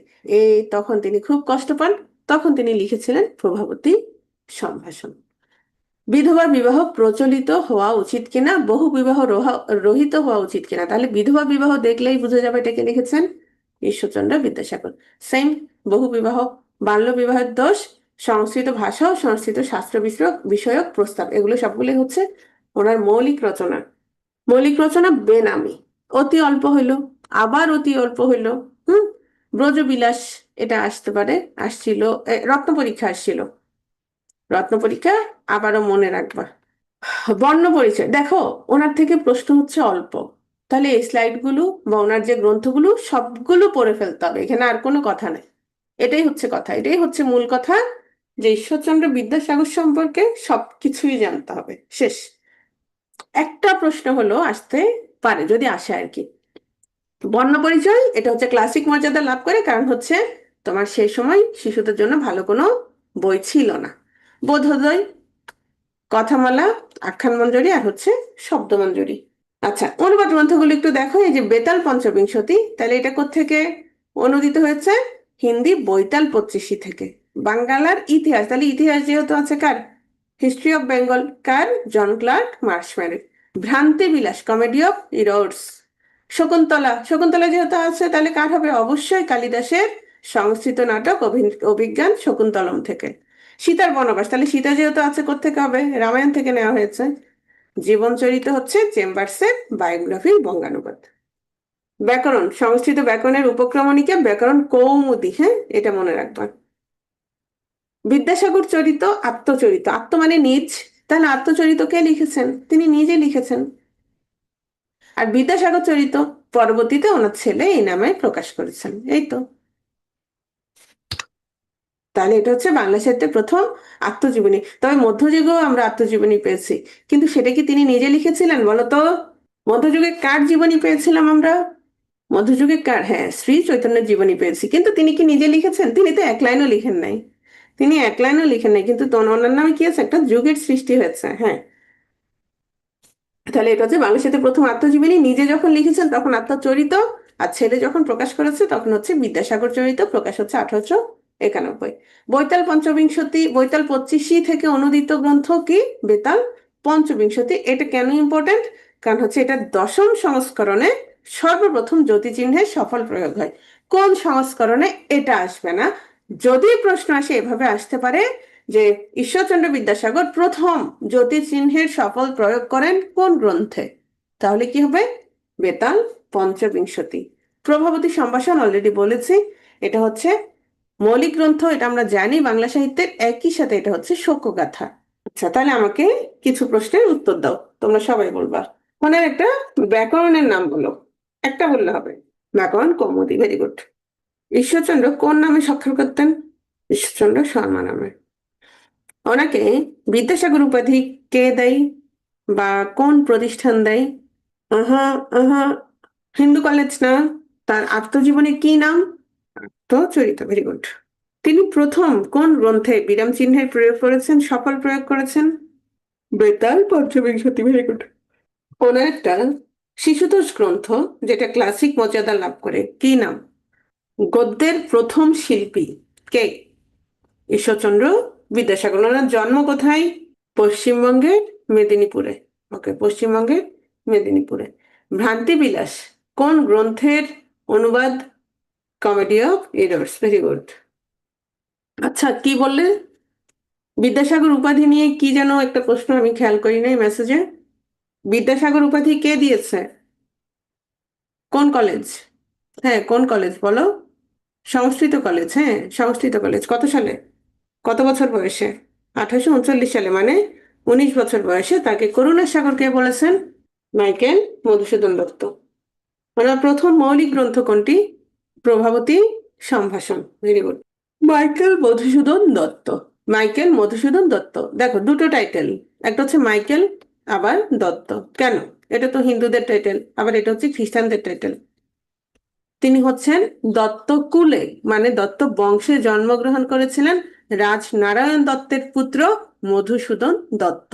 কিন্তু তিনি ভেবেছিলেন তিনি যদি খ্রিস্ট ধর্মে, তার যেহেতু তোমার ইংরেজি সাহিত্য রচনার ইচ্ছা ছিল, ইংরেজিতে কবিতা, কাব্য, নাটক এগুলো রচনার ইচ্ছা ছিল, তিনি ভেবেছিলেন তিনি একজন বিখ্যাত কবি হবেন ইংরেজি সাহিত্যের। তাহলে তাকে যেটা করতে হবে, বিলেত যেতে হবে। বিলেত যাওয়ার সবচেয়ে সহজ উপায় কি ছিল? খ্রিস্ট ধর্মে দীক্ষিত হওয়া। এবং তিনি খ্রিস্ট ধর্মে দীক্ষিত হয়ে তখন তার নাম হয়েছিল মাইকেল মধুসূদন দত্ত। মাইকেল মধুসূদন দত্ত 25 জানুয়ারি 1824 সালে যশোর জেলার কেশবপুর উপজেলার কপোতাক্ষ নদীর তীরে সাগরদাড়ি গ্রামে জন্মগ্রহণ করেন। যার কারণে এই কপোতাক্ষ কি আছে ওনার? পড়েছ কেউ? Sonnet, very good. দত্তক কুলোদ্ভব কবি কাকে বলা হয়, বলা অথবা যদি বলা হয় দত্তক কুলোদ্ভব কবি কে, কুলোদ্ভব মানে কুল মানে কি, কুল মানে বংশ, উদ্ভব উদ্ভব মানে জন্ম, তার মানে দত্ত বংশের জন্ম, এই জন্য ওনাকে বলা হয় দত্ত কুলোদ্ভব কবি। কত সালে কোথায় ভর্তি হয়েছে দরকার নাই। খ্রিস্ট ধর্ম গ্রহণ উনি 1843 সালে, মাত্র 19 বছর বয়সে খ্রিস্ট ধর্ম গ্রহণ করেন এবং তখন থেকেই তার নামের সাথে মাইকেল শব্দটি যোগ হয়। ছদ্মনাম, ওনার একটা ছদ্মনাম আমরা পেয়েছি, টিমোথি পেন পোয়েম, এবং এই টিমোথি পেন পোয়েম ছদ্মনামে ওনার প্রথম কাব্যগ্রন্থ দ্য ক্যাপটিভ লেডি। তাহলে তিনি প্রথম কাব্যগ্রন্থ কোন ভাষায় লিখেছেন, ইংলিশে লিখেছেন, এবং দ্বিতীয় গ্রন্থ ভিশনস অফ দ্য পাস্ট প্রকাশিত হয়। তাহলে ওনার ছদ্মনাম আমরা কি জানলাম, এবং প্রথম কাব্যগ্রন্থ, দ্বিতীয়টা দরকার নাই, আমরা জানলাম ওনার ছদ্মনাম হচ্ছে টিমোথি পেন পোয়েম আর হচ্ছে দ্য ক্যাপটিভ লেডি। ওকে, এই দুটো হচ্ছে জরুরি তথ্য। বাংলা সাহিত্যের প্রথম বিদ্রোহী কবি, আচ্ছা ওনাকে কেন বাংলা সাহিত্যের প্রথম বিদ্রোহী কবি বলা হয়, বা বাংলা সাহিত্যের বিদ্রোহী কবি কে? বাংলা সাহিত্যের বিদ্রোহী কবি কে বলতো? হুম, নজরুল। হ্যাঁ, মাইকেল না, মাইকেল না। বাংলা সাহিত্যের বিদ্রোহী কবি হচ্ছেন নজরুল।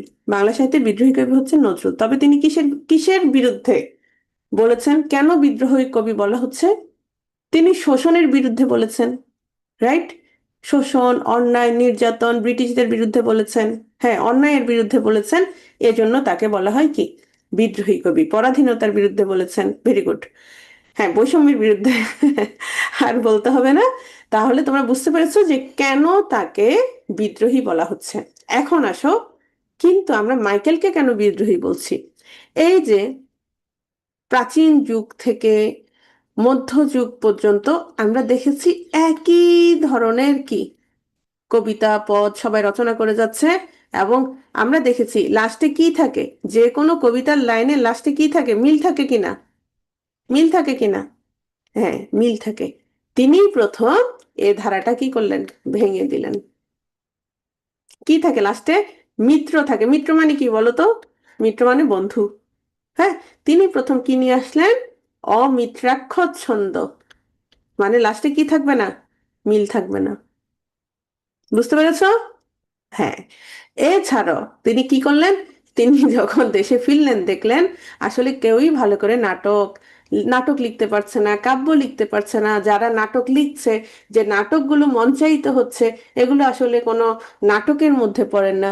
যার কারণে তিনি প্রথমবারের মতো কি করলেন, সার্থক মহাকাব্য রচনা করলেন, সার্থক নাটক রচনা করলেন। আবার সার্থক নাটকের মধ্যে তিনি যেটা করলেন, সার্থক তোমার ট্র্যাজেডি রচনা করলেন, সার্থক কমেডি রচনা করলেন, তারপর হচ্ছে তোমার পত্রকাব্য রচনা করলেন, তারপর প্রথম সার্থক তোমার প্রহসন রচনা করলেন। তার মানে দেখা গেল তিনি সাহিত্যের ধারার ক্ষেত্রে কি করলেন, সব ভেঙে নতুন ধারার প্রবর্তন করলেন। যার কারণে বলা হয় বাংলা সাহিত্যের প্রথম বিদ্রোহী কবি। মানে হচ্ছে তিনি সাহিত্যের ধারা ভেঙে দিয়েছেন, ধারার ক্ষেত্রে বিদ্রোহী। বুঝতে পেরেছ বিষয়টা? এই সার্থক বানান হয় নাই, হবে না। মধুসূদন দত্ত বাংলা সাহিত্যের প্রথম বিদ্রোহী কবি। কাজী নজরুলকে আমরা বিদ্রোহী বলি কেন? কারণ তিনি রাজনৈতিক পরাধীনতা, সামাজিক অত্যাচার, অনাচার, শোষণ, বৈষম্যের বিরুদ্ধে কথা বলেছেন, বিদ্রোহ করেছেন। কিন্তু মধুসূদন হচ্ছে সাহিত্য রচনার ধারার ক্ষেত্রে বিদ্রোহী। তিনি আগের প্রাচীন এবং মধ্যযুগের ধারা ভেঙে নতুন ধারার সৃষ্টি করেছেন। ঠিক আছে, যদি প্রশ্নটা এভাবে আসে, বাংলা সাহিত্যের বিদ্রোহী কবি কে, কে হবে? নজরুল। বাংলা সাহিত্যের প্রথম বিদ্রোহী কবি কে? নেক্সট, তিনি বাংলা সাহিত্যে প্রথম বিদ্রোহী কবি, বাংলা সাহিত্যে আধুনিকতার জনক, অমিত্রাক্ষর ছন্দের প্রবর্তক, সনেটের প্রবর্তক, প্রহসন রচয়িতা, প্রথম প্রথম মহাকাব্য রচয়িতা। এবং তার কাব্য সম্পর্কে আমরা একটু জানবো, মনে রাখার চেষ্টা করব, খুব ইম্পর্টেন্ট। কেন ইম্পর্টেন্ট? অনেক সময় এভাবে প্রশ্ন আসতে পারে, ব্রজাঙ্গনা কোন ধরনের রচনা, বীরাঙ্গনা কোন ধরনের রচনা? তাহলে আমরা যদি বলি বীরাঙ্গনা চতুর্দশীতে কি থাকে, ব্রত থাকে। একটু মনে রাখো তো, বীরাঙ্গনা চতুর্দশীতে কি থাকে, ব্রত থাকে। ব্রত মানে কি, উপবাস থাকে বা ব্রত করে, যাই হোক। তাহলে বীরাঙ্গনা চতুর্দশী, তাহলে বীরাঙ্গনা ওনার একটা কাব্য। চতুর্দশী মানে হচ্ছে চতুর্দশপতি কবিতা বলি। ব্রত, তাহলে এখানে কি হবে, ব্রজাঙ্গনা আর ততে হচ্ছে তিলোত্তমা সম্ভব। ওকে, আর দুটো মনে রাখবো, দ্য ক্যাপটিভ লেডি এটা তো আমরা পড়েছি, এটা প্রথম কাব্য, ইংরেজিতে লিখা, আর একদম আরেকটা হচ্ছে হেক্টর বধ। তাহলে আমাকে একটু বলো তো কিভাবে মনে রাখতে পারি ওনার কাব্য, বলো। হ্যাঁ, লেডিকে বধ করার জন্য। আচ্ছা, তাহলে বলো, বীরাঙ্গনা চতুর্দশীতে কি হবে? চতুর্দশপদী কবিতাবলী। ব্রতে কি হবে? ব্রজাঙ্গনা, ততে হচ্ছে তিলোত্তমা সম্ভব কাব্য। ওকে, ওকে, নেক্সট।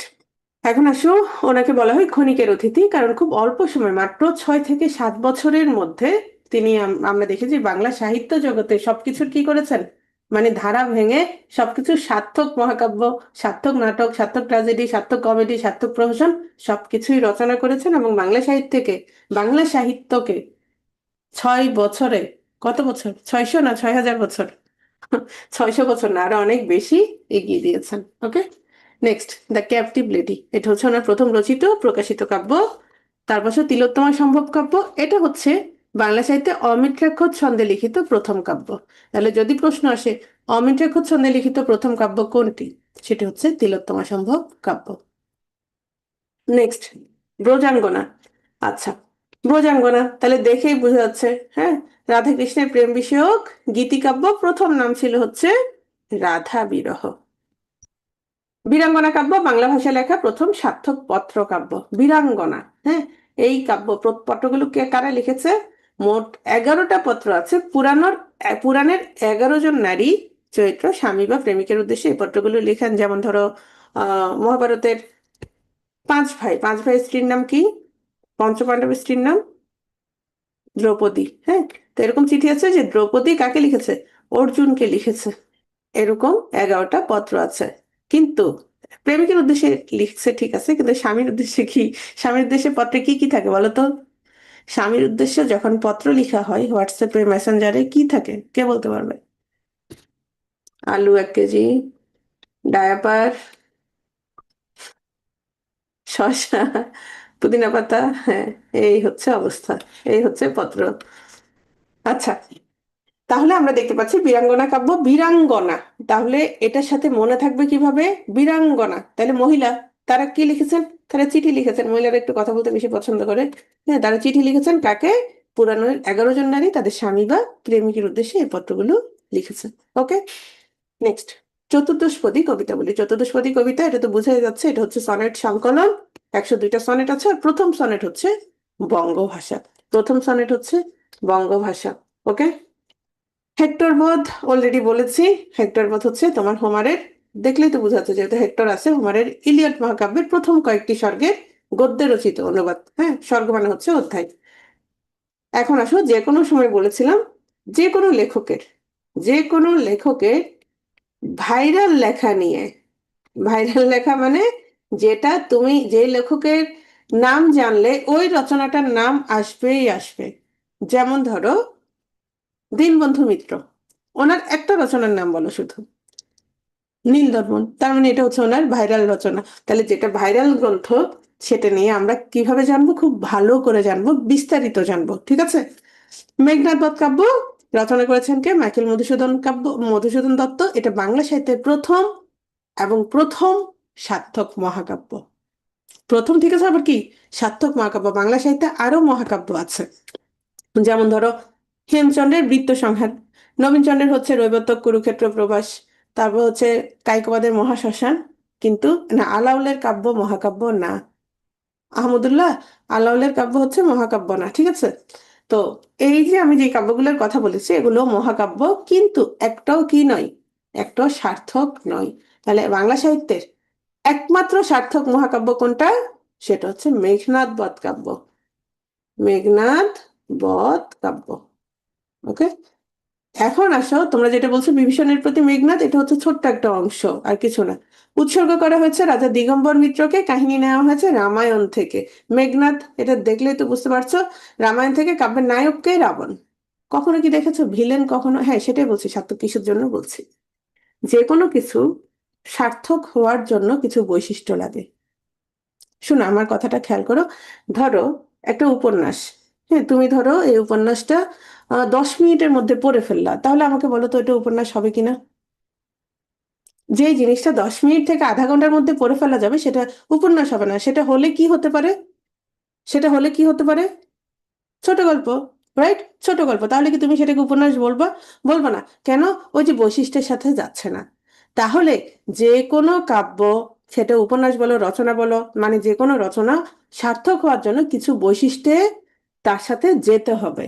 যেমন কিছু নির্দিষ্ট স্বর্গ থাকবে, মানে নির্দিষ্ট অধ্যায় থাকবে। হ্যাঁ, অনেক বেশি অধ্যায় বা অনেক কম অধ্যায় হলে হবে না।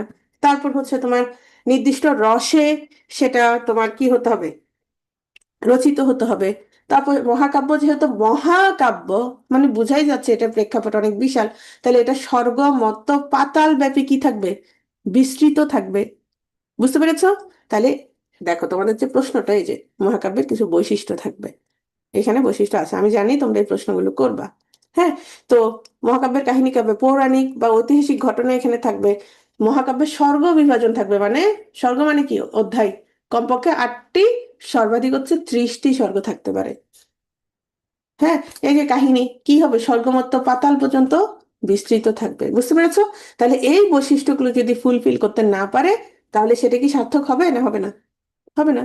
এজন্য বাকিগুলো সার্থক নয়। তাহলে এই কাব্যে স্বর্গ আছে কয়টা? 9টা। অন্যান্য চরিত্র খুব ইম্পর্টেন্ট। মেঘনাদ। মেঘনাদকে? মেঘনাদ হচ্ছে রাবণের পুত্র, তার স্ত্রী হচ্ছে প্রমীলা। বিভীষণকে? বিভীষণ হচ্ছে রাবণের ভাই। শর্মা হচ্ছে বিভীষণের স্ত্রী। বলা হয়ে থাকে ঘরের শত্রু বিভীষণ। কেন? মেঘনাদকে যখন হত্যা করা হয়েছে, তাকে সাহায্য করেছিল কে? লক্ষণকে?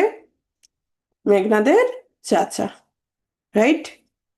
হ্যাঁ, এই জন্য বলা হয় ঘরের শত্রু বিভীষণ। আচ্ছা, এখানে একটা বিষয় খেয়াল করো, যেটা বলছিলাম, কাব্যের নায়কের কথা বলছিলাম, রাবণ। আমরা সবসময় দেখি শাকিব খান নায়ক। হ্যাঁ, আমরা কখনো আহমদ শরীফ, রাজীব, হ্যাঁ, আর এখন বর্তমানে ভিলেনকে যাই না, এরা হচ্ছে আগের ভিলেন, ওদেরকে কি আমরা কখনো নায়ক বলি? কখনো নায়ক বলি না, সবসময় কি বলি? ভিলেন বলি। কিন্তু ওই যে মাইকেল, তিনি তো ধারা ভাঙবেন। তিনি কি করবেন? তিনি ধারাটা ভেঙে দিবেন। হ্যাঁ, যে নায়ক তাকে আমরা নায়ক বলছি না, যে ভিলেন তাকে আমরা বলছি নায়ক। আচ্ছা, নায়ক জিনিসটা কি আসলে?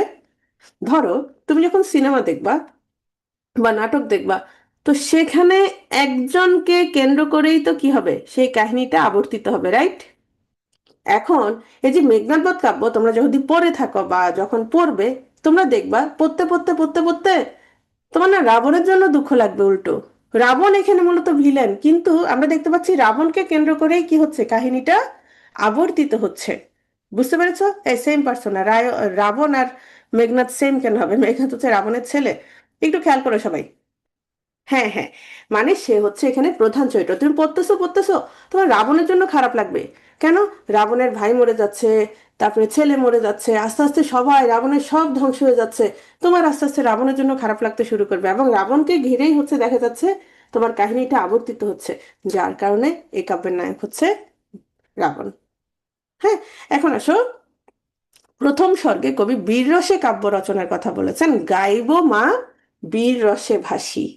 হ্যাঁ, মহাকাব্য সাধারণত কি হয়? বীর রসের কাব্য হয়। কিন্তু আমরা যখন পড়তে থাকবো পড়তে থাকবো, এক পর্যায়ে আমাদের খারাপ লাগবে। কার জন্য? ওই যে রাবণের জন্য। রাবণের জন্য আস্তে আস্তে খারাপ লাগবে। তার মানে দেখা যাচ্ছে বীর রসের কাব্য রচনার কথা বলেছেন, কিন্তু প্রাধান্য পেয়েছে কোন রস? করুণ রস। যার কারণে যদি প্রশ্ন করা হয় মেঘনাদ বধ কাব্য প্রকৃত পক্ষে কোন রস, তখন করুণ রস। মেঘনাদ বধ কাব্যে কোন রস প্রাধান্য পেয়েছে, তখন করুণ রস। আর যদি বলা হয় মেঘনাদ বধ কাব্য কোন রসের কাব্য, তখন বীর রস। ক্লিয়ার? যেহেতু তিনি বলেছেন বীর রসে তিনি কাব্য রচনা করবেন। মেঘনাদ বধ কোন রসের কাব্য? বীর রসের কাব্য। আর যদি বলা হয় প্রকৃত পক্ষে কোন রসের কাব্য, কোন রস প্রাধান্য পেয়েছে, তখন হচ্ছে করুণ রস। ওকে। ছন্দ হচ্ছে অমিত্রাক্ষর। মেঘনাদের অন্য নাম ইন্দ্রজিৎ। অরিন্দম, অরি মানে কি? অরি মানে হচ্ছে শত্রু, মানে যিনি শত্রুকে কি করেন? দমন করেন, শত্রুকে দমন করেন, অরিন্দম। কাব্যটি ইংরেজিতে অনুবাদ করেছে রাজনারায়ণ বসু, মাইকেল মধুসূদনের বন্ধু। আচ্ছা, এটার দরকার নেই, মহাকাব্যের বৈশিষ্ট্য এগুলো রিটেনে আসে, রিটেনের জন্য আসে, কিন্তু তোমাদের দরকার নেই। হ্যাঁ, তোমাদের দরকার নেই। নাটক। নাটক একটু দেখি। শর্মিষ্ঠা প্রথম সার্থক নাটক। কৃষ্ণকুমারী প্রথম শতক ট্র্যাজেডি, পদ্মাবতী হচ্ছে সার্থক কমেডি, এবং এখানে হচ্ছে প্রথম অমিত্রাক্ষর ছন্দে প্রথম প্রয়োগ করেছিলেন। তাহলে পদ্মাবতীতে হচ্ছে প্রথম অমিত্রাক্ষর ছন্দ প্রয়োগ করেন, কিন্তু সার্থক প্রয়োগ কোথায় দেখতে পাই আমরা? সার্থক প্রয়োগ কোথায় দেখতে পাই? তিলোত্তমা সম্ভব কাব্য, ভেরি গুড। আর মায়া কানন হচ্ছে অসমাপ্ত। একটু খেয়াল করি আমরা আমরা মনে রাখবো কিভাবে? শ্রীকৃষ্ণ মাপ করিল। তাহলে বলো তো, শ্রীতে কি মনে রাখবো, মানে তালব্যস্যতে আমরা কি মনে রাখবো? শর্মিষ্ঠা। কৃষ্ণতে কৃষ্ণকুমারী, মাতে মায়া কানন, পতে হচ্ছে কি পদ্মাবতী, মনে থাকবে? তাহলে শর্মিষ্ঠা, শর্মিষ্ঠা কিন্তু ওনার মেয়ের নাম। হ্যাঁ, কৃষ্ণকুমারী এটা হচ্ছে প্রথম শতক ট্র্যাজেডি, আমাদের এটা পাঠ্য ছিল অনার্সে তখন। পদ্মাবতী এটা হচ্ছে শতক কমেডি, আর মায়া কানন এটা হচ্ছে অসমাপ্ত। তাহলে আমরা একটু শর্মিষ্ঠা নিয়ে দেখি। এটা হচ্ছে বাংলা সাহিত্যে প্রথম সার্থক নাটক। হ্যাঁ, মহাভারত থেকে কাহিনী নেওয়া হয়েছে এবং পাশ্চাত্য রীতিতে এটি রচনা করেছেন। চরিত্র হচ্ছে যযাতি, দেবযানী আর শর্মিষ্ঠা। বাংলা সাহিত্যে প্রথম সার্থক কমেডি হচ্ছে পদ্মাবতী। এখানে প্রথম অমিত্রাক্ষর ছন্দ প্রয়োগ করেছিলেন, কিন্তু সার্থক প্রয়োগ করেছিলেন কোথায়? তিলোত্তমা সম্ভব কাব্যে। ওকে, নেক্সট কৃষ্ণকুমারী। এই কৃষ্ণকুমারী হচ্ছে তোমার ভীমসিংহের মেয়ে। ভীমসিংহ, কৃষ্ণকুমারীর বাবা হচ্ছে ভীমসিংহ। এই কৃষ্ণকুমারীকে বিয়ে করার জন্য দুইজন রাজা চাই, তাদের একজন হচ্ছে জগৎ সিংহ, একজন হচ্ছে মানসিংহ। এখন কৃষ্ণকুমারীর বাবা তো বিপদে পড়ে গিয়েছে, কারণ জগৎ সিংহের সাথে রাজি হলে তাহলে মানসিংহ তাদের রাজ্য শেষ করে দিবে। তো এই অবস্থায় তিনি যেটা করেছিলেন যে কৃষ্ণকুমারীকে হত্যার নির্দেশ দেন।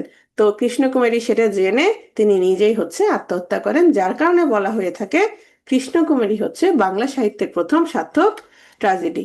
কাহিনীটা বুঝতে পেরেছো? কৃষ্ণকুমারীকে একসাথে দুইজন রাজা বিয়ে করতে চেয়েছে, জগৎ সিংহ মানসিংহ। এজন্য তার বাবা কি করেছে, তাকে হত্যার নির্দেশ দিয়েছে, কিন্তু সে কি করেছে, নিজেই সুইসাইড করেছে। এটাই হচ্ছে মূল কাহিনী, যার কারণে এটা হচ্ছে তোমার সার্থক ট্র্যাজেডি। প্রহসন, প্রহসন হচ্ছে এ বুড়ো। প্রহসন কি? প্রহসনও নাটক, তবে একটু ছোট নাটক, এবং এটাতে কি করা হয়, হাস্য আর ব্যঙ্গ বিদ্রুপের মাধ্যমে সমাজের ত্রুটি বিচ্যুতি তুলে ধরা হয়। বুঝতে পারছো, অনেকটা স্যাটায়ার টাইপের। এখানে নাটকের মতো জটিল বিষয়বস্তু থাকবে না, গভীর জীবনবোধ থাকবে না, অনেকটা হালকা চালের নাটক, যেটা মূল বিষয়টাই হচ্ছে ব্যঙ্গ বিদ্রুপ। ওকে, তাহলে কি কি? একেই কি বলে সভ্যতা, বুড়ো শালিকের ঘাড়েরও। তাহলে প্রহসন কি মনে রাখবা? এ বুড়ো। একেই কি বলে সভ্যতা, বুড়ো শালিকের ঘাড়েরও। ওই খালি এ বুড়োই মনে থাকবে, আর এই দুটো নাম মনে থাকবে না। অনেক জায়গায় খুঁজেছি কোনটা আগে লিখেছেন, খুঁজে পাইনি। তবে বাংলা সাহিত্যে তোমার বাংলা একাডেমির চরিতা বিধানে এই বুড়ো শালিকের ঘাড়েরোকে লেখা হয়েছে যে আগে লিখেছেন, কিন্তু দুটোই হচ্ছে 1860 সালে রচিত। নীল দর্পণ নাটকের অনুবাদ। নীল দর্পণ নাটক কে লিখেছিলেন? দীনবন্ধু মিত্র। হ্যাঁ, নীল দর্পণ। আচ্ছা, দর্পণে কি দেখা যায়? দর্পণে মুখ আর কিছু দেখা যায় না। দর্পণ হচ্ছে তুমি যেটা সামনে ধরবা সেটাই দেখা যায়, মানে প্রতিচ্ছবি দেখা যায়। কিসের নিজেকে দেখা যায়, বোকা? দর্পণে হচ্ছে তোমার প্রতিবিম্ব দেখা যায়। হ্যাঁ, কারণ তুমি যেটা সামনে ধরবা সেটাই হচ্ছে দেখা যাবে, রাইট? মুখ দেখা যায় তা না। তাহলে এই যে নীল দর্পণ, তাহলে এই দর্পণে কি দেখা যায়? এই নীলকরদের অত্যাচার দেখা যায়, তাদের অত্যাচার, তাদের যে সমস্যাগুলো সেটা হচ্ছে নীল দর্পণে উঠে এসেছে। এখন আসো, তিনি নীল দর্পণ নাটকের ইংরেজি অনুবাদ করেছিলেন কে? মাইকেল মধুসূদন দত্ত। আরেকটা ছদ্মনামে। কি ছদ্মনাম? এখনই দিব। সেটা হচ্ছে আ নেটিভ ছদ্মনাম। তাহলে আমরা মাইকেলের দুটো ছদ্মনাম পেয়েছি, একটা হচ্ছে কি টিমোথি পেন পোয়েম, আর একটা হচ্ছে নেটিভ। এটা আসছিল। ওকে, এখানে হচ্ছে কিছু পংক্তি আছে, পংক্তিগুলো একটু নিজেরা দেখে নিবা। তবে একটা পংক্তি মনে রাখতে পারো, দানব নন্দিনী আমি, রক্ষকুল বধূ, রাবণ শ্বশুর মম, মেঘনাথ স্বামী, আমি কি ডরাই সখী ভিখারি রাঘবে। এটা অনেক সময় আসে। ভিখারি রাঘব, রাঘব মানে কে বলো তো এখানে, বা কে বলেছে কথাটা? দেখো, দানব নন্দিনী আমি, দানবের মেয়ে, রক্ষকুল বধূ, রাবণ শ্বশুর, রাবণ শ্বশুর যেহেতু তাহলে সেটা কে? রাবণ শ্বশুর মা, তার মানে এটা হচ্ছে প্রমীলা। মেঘনাথ স্বামী, তাহলে তো বোঝা যাচ্ছে এটা প্রমীলা। আমি কি ডরাই সখী ভিখারি রাঘবে। রাঘব মানে হচ্ছে যার রঘু বংশে জন্ম, তাহলে রঘু বংশে কার জন্ম? রামের জন্ম। এখানে রামের কথা বলা হয়েছে। ওকে, তাহলে হচ্ছে এই প্রক্রিয়াগুলো একটু দেখবা। তাহলে আমরা এখন 9:15, 9:30 ক্লাস শুরু করব। ঠিক আছে, শোনা যাচ্ছে আমাকে? ওকে, আমরা শুরু করে দিচ্ছি। আমরা মাইকেল পর্যন্ত আলোচনা করেছিলাম, এখন আলোচনা করব দীনবন্ধু মিত্রকে নিয়ে। দীনবন্ধু, হ্যাঁ? দীনবন্ধু মিত্রকে ওনার প্রকৃত নাম কি? 1 মিনিট, তোমরা চাটা খেয়ে আসছো সবাই? ওকে, দীনবন্ধু মিত্রকে নিয়ে আলোচনা করবো আমরা। দীনবন্ধু মিত্র, ওনার জন্ম হচ্ছে নদিয়া জেলার চৌবেড়িয়া গ্রামে। আর তিনি হচ্ছেন ঈশ্বরচন্দ্র গুপ্তের প্রেরণায় সংবাদ প্রভাকর পত্রিকায় কবিতা চর্চার মাধ্যমে সাহিত্য চর্চা শুরু করেন। হ্যাঁ, তোমার তো ঘুম পাই।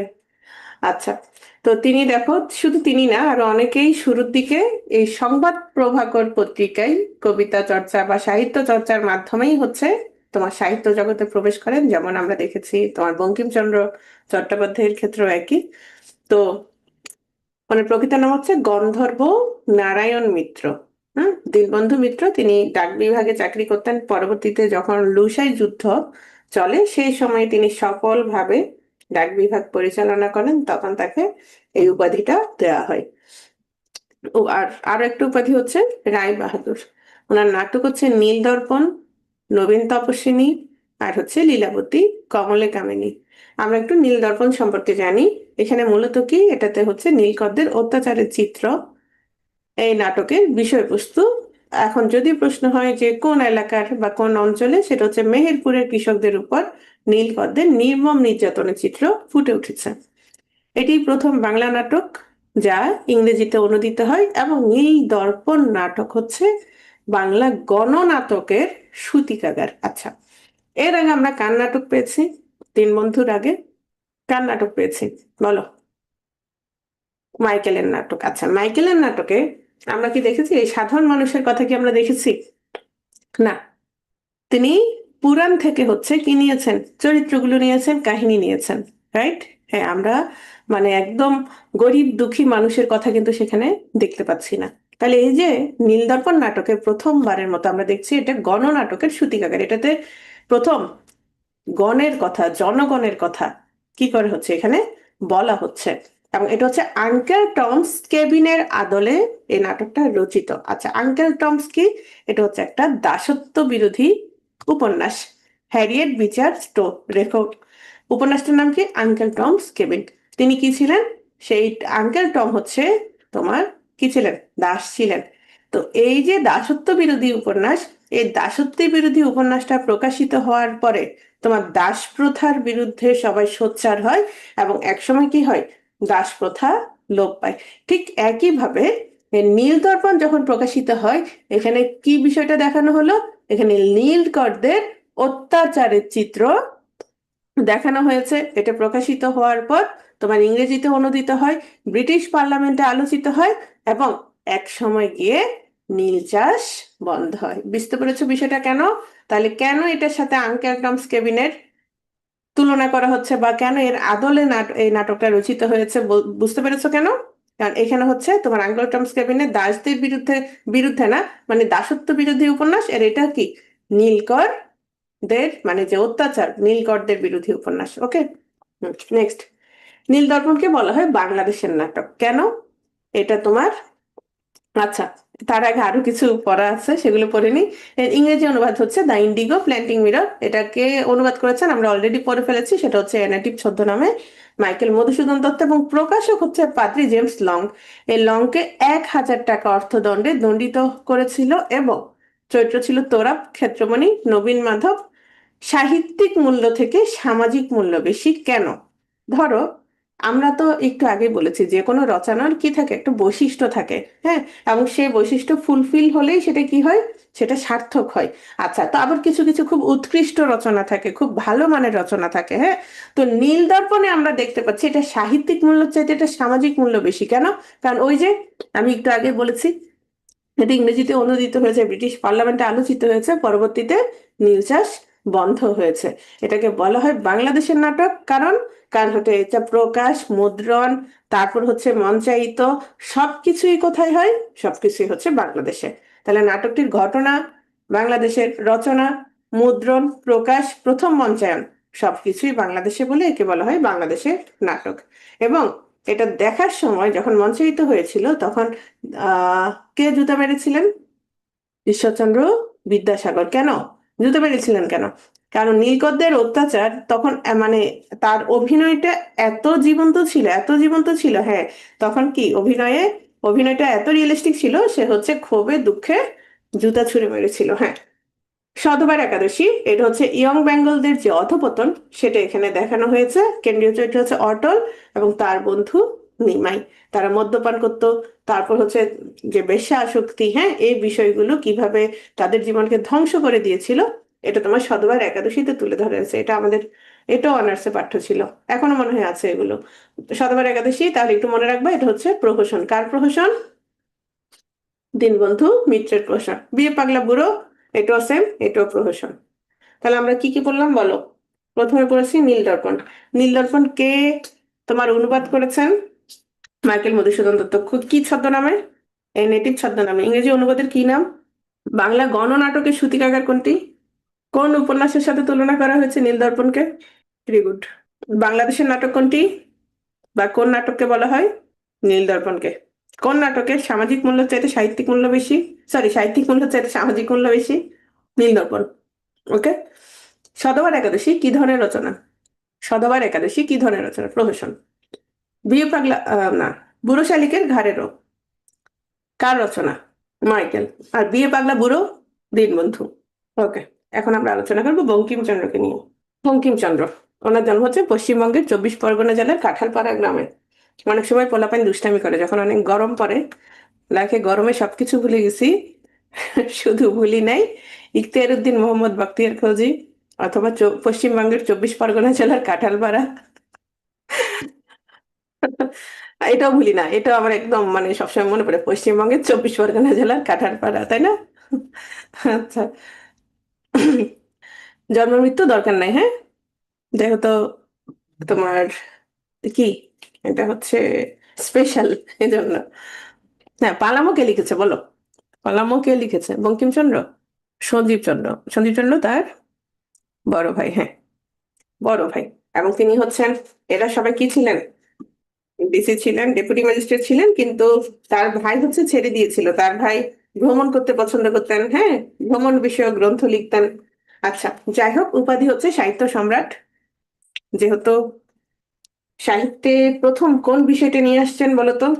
উপন্যাস। উপন্যাস এর আগেও লেখা হয়েছে, তবে সেগুলো কি হয় নাই, সেগুলো তোমার সার্থক হয় নাই। প্রথম সার্থক উপন্যাস লিখেছেন হচ্ছে বঙ্কিমচন্দ্র। তারপর হচ্ছে বাংলার স্কট, মূলত এটা বলা হচ্ছে ওয়াল্টার স্কট।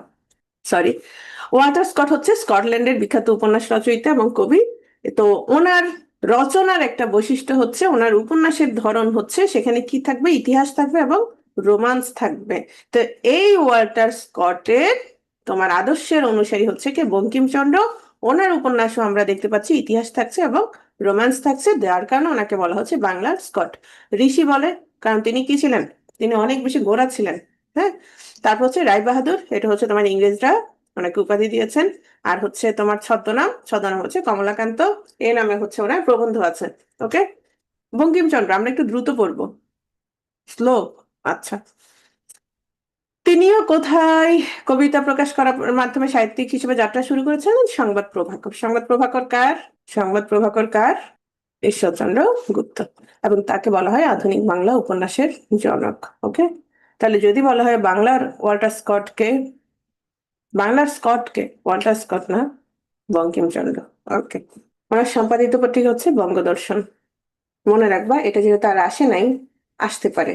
বঙ্কিমচন্দ্রের উপন্যাস সম্পর্কে সবচেয়ে বেশি প্রশ্ন আসে, উপন্যাসের চরিত্র থেকেও প্রশ্ন আসে, মনে রাখবা। তাহলে বঙ্কিমচন্দ্র থেকে কি প্রশ্ন আসবে? উপন্যাস এবং চরিত্র সম্পর্কে। তাহলে উপন্যাস থেকে বা উপন্যাস সম্পর্কিত কথাবার্তা থাকলে সেটার উত্তর হচ্ছে বঙ্কিমচন্দ্র। আর গদ্য সম্পর্কিত কথাবার্তা বা একটু পেঁচাই পুচাই প্রশ্ন আসলে সেটা কে হবে? বিদ্যাসাগর। ওকে। বঙ্কিমচন্দ্রের প্রথম কাব্য কোন ভাষায় রচনা করেছেন বলতো? এরা সবাই হচ্ছে প্রথম দিকে ইংলিশে রচনা করে দেখেছেন, যে কতটুকু কি হয় দেখি। হুম। প্রথম কাব্য হচ্ছে ললিতা তথা মানস, বাংলায় রচনা করেছেন। উপন্যাস রচনা করেছেন ইংলিশে। প্রথম উপন্যাস হচ্ছে রাজমোহনস ওয়াইফ। প্রথম সার্থক উপন্যাস হচ্ছে দুর্গেশ নন্দিনী 1865 সালে। তাহলে এই সালটা ইম্পর্টেন্ট, হ্যাঁ, এই সালটা ইম্পর্টেন্ট। তবে আরেকটা কথা, বর্তমান দিনে ওনাদের চাইতে মুসলিম কবি সাহিত্যিকরা একটু বেশি প্রাসঙ্গিক, কেন? রাজনৈতিক প্রেক্ষাপট বদলের কারণে। হ্যাঁ, বাংলা সাহিত্যের প্রথম সার্থক রোমান্টিক উপন্যাস হচ্ছে কপালকুণ্ডলা। তাহলে প্রথম সার্থক উপন্যাস হচ্ছে দুর্গেশ নন্দিনী, আর প্রথম সার্থক রোমান্টিক উপন্যাস হচ্ছে কপালকুণ্ডলা। এই ধরনের প্রশ্ন আসতো 35-এর আগে। এই জাতীয় প্রশ্ন এখন কম আসে, কিন্তু তারপরেও জানতে হবে। বঙ্কিমচন্দ্রের টোটাল উপন্যাস হচ্ছে 14টি, তবে এগুলো হচ্ছে বাংলা। আর ইংলিশে রাজমোহন সাহেব এটা হচ্ছে 15টা। এখন আমরা মনে রাখবো কিভাবে? রাশিয়ান কবিরাই কদম দেবীর চন্দ্রযুগ। যাদের মনে হচ্ছে, আচ্ছা, যাদের মনে হচ্ছে বেশি দ্রুত পড়াচ্ছি, আমরা আবার রিক্যাপ করব, তখন আবার একটু মনোযোগ দিবা, ঠিক আছে? রাশিয়ান কবিরাই কদম দেবীর চন্দ্রযুগ, এই লাইনটা অবশ্যই টিএম করা লাগবে, মানে ঠাডা মুখস্থ করা লাগবে। কেন? কারণ প্রায় সময় ওনার উপন্যাস থেকে প্রশ্ন আসে যে নিচের কোনটি বঙ্কিমচন্দ্রের উপন্যাস, অথবা ধরো বলা হলো বিষবৃক্ষ কোন জাতীয় রচনা, হ্যাঁ, নিচের কোনটি দুর্গেশ নন্দিনী কোন জাতীয় রচনা। বুঝতে পেরেছো? তাহলে আমরা একটু রাশিয়ান কবিরাই কদম দেবীর চন্দ্রযুগ আমরা একটু দেখি।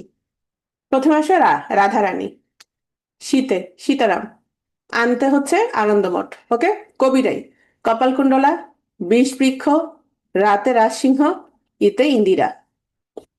কদম, কতে হচ্ছে কৃষ্ণকান্তের উইল, দতে হচ্ছে দুর্গেশ নন্দিনী, মতে হচ্ছে মৃণালিনী।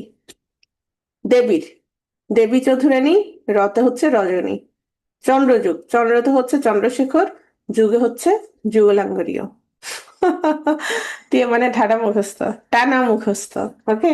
আর রাজমোহন সোয়াইফ এটা হচ্ছে ইংলিশে লেখা। তাহলে আমরা 14টা পেলাম বাংলায়, আর 3টা পেয়েছি হচ্ছে, সরি, একটা পেয়েছি হচ্ছে ইংলিশে, সেটা হচ্ছে তিনি প্রথমে লিখেছেন। তাহলে আমাকে বলতো বঙ্কিমচন্দ্রের প্রথম বাংলা উপন্যাস কোনটি? দুর্গেশ নন্দিনী। তাহলে শব্দটা বাংলা আছে কিনা দেখবা। যদি বলা হয় বঙ্কিমচন্দ্রের প্রথম উপন্যাস কোনটি? রাজমোহন সোয়াইফ। বঙ্কিমচন্দ্র প্রথমে কোন ভাষায় উপন্যাস লিখেছেন? ইংলিশে লিখেছেন। এই জাতীয় প্রশ্ন কম আসে, তারপর একটু মনে রাখো। এখন একটা জিনিস খেয়াল করো, আমি এখানে 3টাকে লাল কালি দিয়ে দাগ দিয়েছি, দেখো, এটা হচ্ছে রাইজু, রাইজু, রাইজু। তাহলে এগুলো কি? এগুলো হচ্ছে খণ্ড বা অনু উপন্যাস। উপন্যাসের চাইতে ছোট, ছোট গল্পের চাইতে বড়। এরকম আমরা কোথায় পেয়েছি? এরকম আমরা অনেকের ক্ষেত্রে পেয়েছি, তবে শরৎচন্দ্রের ক্ষেত্রেও আমরা পেয়েছি, রাইট? তাহলে আচ্ছা, শরৎচন্দ্র তোমাদের পড়ায়নি, সরি, গতকাল হচ্ছে 50-এর ক্লাস নিয়েছি রাতে, তাদের পড়াইছিলাম। আচ্ছা, খণ্ড বা অনু উপন্যাস হচ্ছে রাধারানী, ইন্দিরা, যুগলাঙ্গরীয়। কিভাবে মনে রাখবো? রাইজু, ওকে। কপালকুণ্ডলা হচ্ছে 1866 লেখা, আর দুর্গেশ নন্দিনী কখন লেখা দেখো তো? 65 লেখা। এখন 65 আগে না 66 আগে? আচ্ছা, যাই হোক, মনস্তাত্ত্বিক উপন্যাস। এটা হচ্ছে রজনী। রজনী হচ্ছে একজন অন্ধ মেয়ে, এই তার হচ্ছে বিভিন্ন সম্পত্তি বিষয়ক সমস্যা, তারপরে দুজন নায়ক, এই সব কিছু মিলে মনস্তাত্ত্বিক দ্বন্দ্ব কাজ করে। তাহলে রজনী মনে রাখবা, রজনী হচ্ছে ওনার মনস্তাত্ত্বিক উপন্যাস। ত্রয়ী উপন্যাস, ত্রয়ী উপন্যাস হচ্ছে দেশমূলক এবং তত্ত্বপ্রধান। ত্রয়ী উপন্যাস কি? এগুলো হচ্ছে দেখা যাচ্ছে আদেশ, আনন্দমঠ, দেবী চৌধুরানী, সীতারাম। এই উপন্যাসগুলোতে কোনো না কোনো ঘটনা অথবা কোনো না কোনো চরিত্র হচ্ছে এখানে কমন। বুঝতে পারছো? ঠিক তেমনি আমরা অনেকে তারাশঙ্করের ত্রয়ী উপন্যাস পাই, আমরা সুনীলের ত্রয়ী উপন্যাস পাই। তাহলে ত্রয়ী উপন্যাসগুলো কি থাকবে না, তুমি আবার এগুলো আলাদাভাবেও পড়তে পারবা, ওকে। তাহলে ত্রয়ী উপন্যাস হচ্ছে আদেশ, আনন্দমঠ, আনন্দমঠ, দেবী চৌধুরানী, আর হচ্ছে সীতারাম। তাহলে কিভাবে মনে রাখবো? আদেশ। সামাজিক উপন্যাস, সামাজিক উপন্যাস হচ্ছে কৃষ্ণকান্তের উইল, বিষবৃক্ষ। আর সামাজিক যেহেতু, এখানে কি থাকে? সমাজের কিছু বিষয় আসে থাকে, যেমন ধরো পরকীয়া থাকতে পারে। তাহলে পরকীয়া যদি থাকে, পরকীয়ার দুটো উপন্যাস হচ্ছে, একটা হচ্ছে কৃষ্ণকান্তের উইল, আর একটা হচ্ছে বিষবৃক্ষ। ঐতিহাসিক উপন্যাস, এখন একটা কথা শোনো, ওনার উপন্যাসে কি কি আছে? হিস্ট্রি আছে, আর হচ্ছে রোমান্স আছে। যদি হিস্ট্রির চাইতে রোমান্সের উপাদান বেশি থাকে, তাহলে সেটা ঐতিহাসিক উপাদান হবে না, ঐতিহাসিক উপন্যাস হবে না। আর যদি হিস্ট্রির অংশ বেশি থাকে, ঐতিহাসিক উপাদান বেশি থাকে, তাহলে সেটা কি হবে? ঐতিহাসিক উপন্যাস হবে। তাহলে ওনার একমাত্র ঐতিহাসিক উপন্যাস হচ্ছে রাজসিংহ। আর হিস্ট্রি এবং রোমান্স দুটোই আছে, মানে রোমান্স প্রধান ঐতিহাসিক উপন্যাস হচ্ছে দুর্গেশ নন্দিনী, কপালকুণ্ডলা, চন্দ্রশেখর, আর হচ্ছে মৃণালিনী, ওকে। তাহলে আমাকে বলো তো ওনার খণ্ড বা অনু উপন্যাস, সংক্ষেপে বলো। খণ্ড বা অনু উপন্যাস। রাইজু। আদেশ না, আদেশ না, রাইজু। তাহলে রাইজুতে কি কি হবে? তোমার শুধু রাইজু মনে থাকলে তো হবে না, রাইজুতে কি কি হবে সেগুলো একটু বলো। ওকে, ভেরি গুড। নেক্সট, এরপর বলো। আহ প্রথমে কি বললে এখন? অনু উপন্যাস। আচ্ছা, এখন বলো। এক মিনিট, আমার আজকে গলা ব্যথা করতেছে, কেন জানি বেশি গলা ব্যথা করতেছে। হ্যাঁ, আমার ভালোই ঠান্ডা লাগে, বলতে অনেক বেশি মানে হাঁচি হয়, ওই হাঁচি হইতে হইতেই হচ্ছে অনেক সময় গলা ব্যথা হয়, সব সময় না। আচ্ছা, রেস্ট নেন, রেস্ট নিব, সমস্যা নেই, আগে তোমাদের শেষ করে দিই। আচ্ছা, যেটা বলছিলাম, ত্রয়ী উপন্যাস। ত্রয়ী উপন্যাসগুলো কি কি? চা দিয়ে লং খাবো না লং দিয়ে চা খাবো? আদেশ। আদেশ কি কি বলতো? আনন্দমঠ, দেবী চৌধুরানী, আর হচ্ছে সীতারাম। এগুলোর মধ্যে একটা কি থাকবে? স্বাভাবিক যোগসূত্র বা ধারাবাহিকতা থাকবে। যেমন এই উপন্যাসগুলোতে আমরা কি দেখতে পাচ্ছি? এগুলোতে ফকির সন্ন্যাসী বিদ্রোহের কারো না কারো সাথে কোনো না কোনো যোগসূত্র বিদ্যমান, রাইট? এরপর আসো, আমরা বলেছিলাম সামাজিক উপন্যাস। ওনার সামাজিক উপন্যাসগুলো কি কি ছিল? সামাজিক উপন্যাস, এখানে আমরা দুটো চরিত্র পাই। বিধবা চরিত্র, উনি, আমরা কিন্তু একটু আগে পড়েছিলাম, উনি হচ্ছে, আমরা ওনাকে বলেছি ঋষি, হ্যাঁ? তো দেখা যাচ্ছে ওনার উপন্যাসগুলোতে যদি কোনো বিধবা চরিত্র থাকে বা পরকীয় প্রধান চরিত্র থাকে, দেখা যায় তাকে হচ্ছে তিনি মেরে ফেলেন। এরকম দুটো চরিত্র হচ্ছে রোহিণী, আর একটা হচ্ছে কুন্দনন্দিনী। ওকে, হ্যাঁ, মেরে ফেলে। তারপর আসো, ওনার ঐতিহাসিক উপন্যাস কোনটি? ওনার ঐতিহাসিক উপন্যাস রাজসিংহ। তাহলে রাজ যেহেতু আছে, রাজা যেহেতু আছে, রাজ শব্দটা যেহেতু আছে, তাহলে ইতিহাসের সাথে এটা মনে রাখবা, ঐতিহাসিক উপন্যাস। ওকে, মনে রাখার সুবিধার্থে। দুর্গেশ নন্দিনী। দুর্গেশ নন্দিনী হচ্ছে বাংলা সাহিত্যে প্রথম সা- সার্থক উপন্যাস। কপালকুণ্ডলা হচ্ছে, এটা হচ্ছে বাংলা সাহিত্যে প্রথম রোমান্টিক উপন্যাস, দ্বিতীয় সার্থক উপন্যাস। ওকে, নেক্সট, ওনার শ্রেষ্ঠ উপন্যাস হচ্ছে কৃষ্ণকান্তের উইল। খাঁটি ঐতিহাসিক উপন্যাস হচ্ছে রাজসিংহ।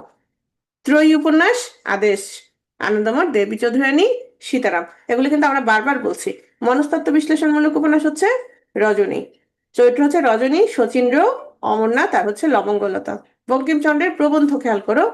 কমলাকান্তের দপ্তর, লোকরহস্য, সাম্য, বিজ্ঞান রহস্য। হ্যাঁ, এই যে কমলাকান্তের দপ্তর যে গ্রন্থ, সেখানে প্রবন্ধগুলো কি কি? কমলাকান্তের দপ্তর, কমলাকান্তের পত্র, কমলাকান্তের জবানবন্দি। তাহলে কমলাকান্ত দেখলেই বুঝে যাবা সেটা কে লিখেছেন? বঙ্কিমচন্দ্র চট্টোপাধ্যায়। ক্যারেক্টার শুধু একবার আসছে। বঙ্কিমচন্দ্রের উক্তি পথিক, তুমি পথ হারাইয়াছ, এটা হচ্ছে বাংলা সাহিত্যের প্রথম রোমান্টিক সংলাপ। কেন? পথিকরাই প্রথম প্রেমে পড়লে কি হারে হয়? পথ হারাইয়া ফেলে, তাই না? তুমি অধম, তাই বলি আমি উত্তম হইব না কেন, এটাও কপালকুণ্ডলার সংলাপ। এবং বাংলা সাহিত্যে প্রথম কি বিখ্যাত, সরি, প্রথম রোমান্টিক উপন্যাস প্রদীপ নিভিয়া গেল, যাহাতে জগদীশ্বরের হাত, তাহা পণ্ডিতে বলিতে পারে না।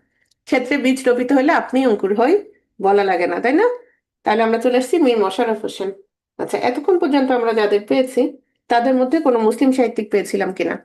আধুনিক যুগে এসে, মধ্যযুগের পরে, মধ্যযুগে আমরা পেয়েছি কবি সাহিত্যিকদের পেয়েছি যারা রোমান্টিক প্রণয় প্রেক্ষান রচনা করেছিলেন। আধুনিক যুগে এসে আমরা প্রথম মুসলিম সাহিত্যিক পেলাম। তিনি কে? তিনি হচ্ছেন মীর মশাররফ হোসেন। জন্ম কোথায়? লাহিনীপাড়া, কুষ্টিয়া। কুষ্টিয়াতে প্রচুর শাকসবজি পাওয়া যায়, তাই না? ভেজিটেবলের জন্য বিখ্যাত, রাইট? হ্যাঁ। অনেকে বুঝবে না, যারা বুঝবে না তারা হচ্ছে চেল চেলাইয়া কোথায় যাবে? বেহেশতে চলে যাবে। ছদ্মনাম হচ্ছে গাজী মিয়া, উদাসীন পথিক।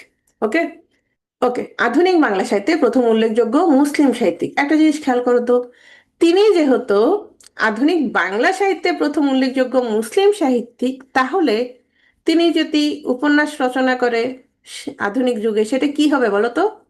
মুসলিম রচিত প্রথম উপন্যাস।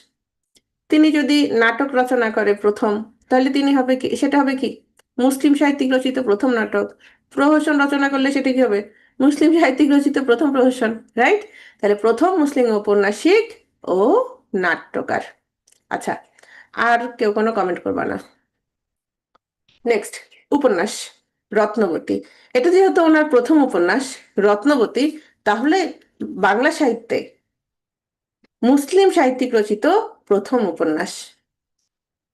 ওকে, বিষাদ সিন্ধু, এটা হচ্ছে 3 পর্বে বিভক্ত, মহরম পর্ব, উদ্ধার পর্ব, আর এজিদ পর্ব। ওনার বিখ্যাত উপন্যাস। উদাসীন পথিকের মনের কথা, গাজী মিয়ার বস্তানি। আমরা একটু বিস্তারিত দেখি। প্রথম আসো রত্নাবতী, এটা হচ্ছে ওনার প্রথম উপন্যাস, কৌতুকাবহ উপন্যাস।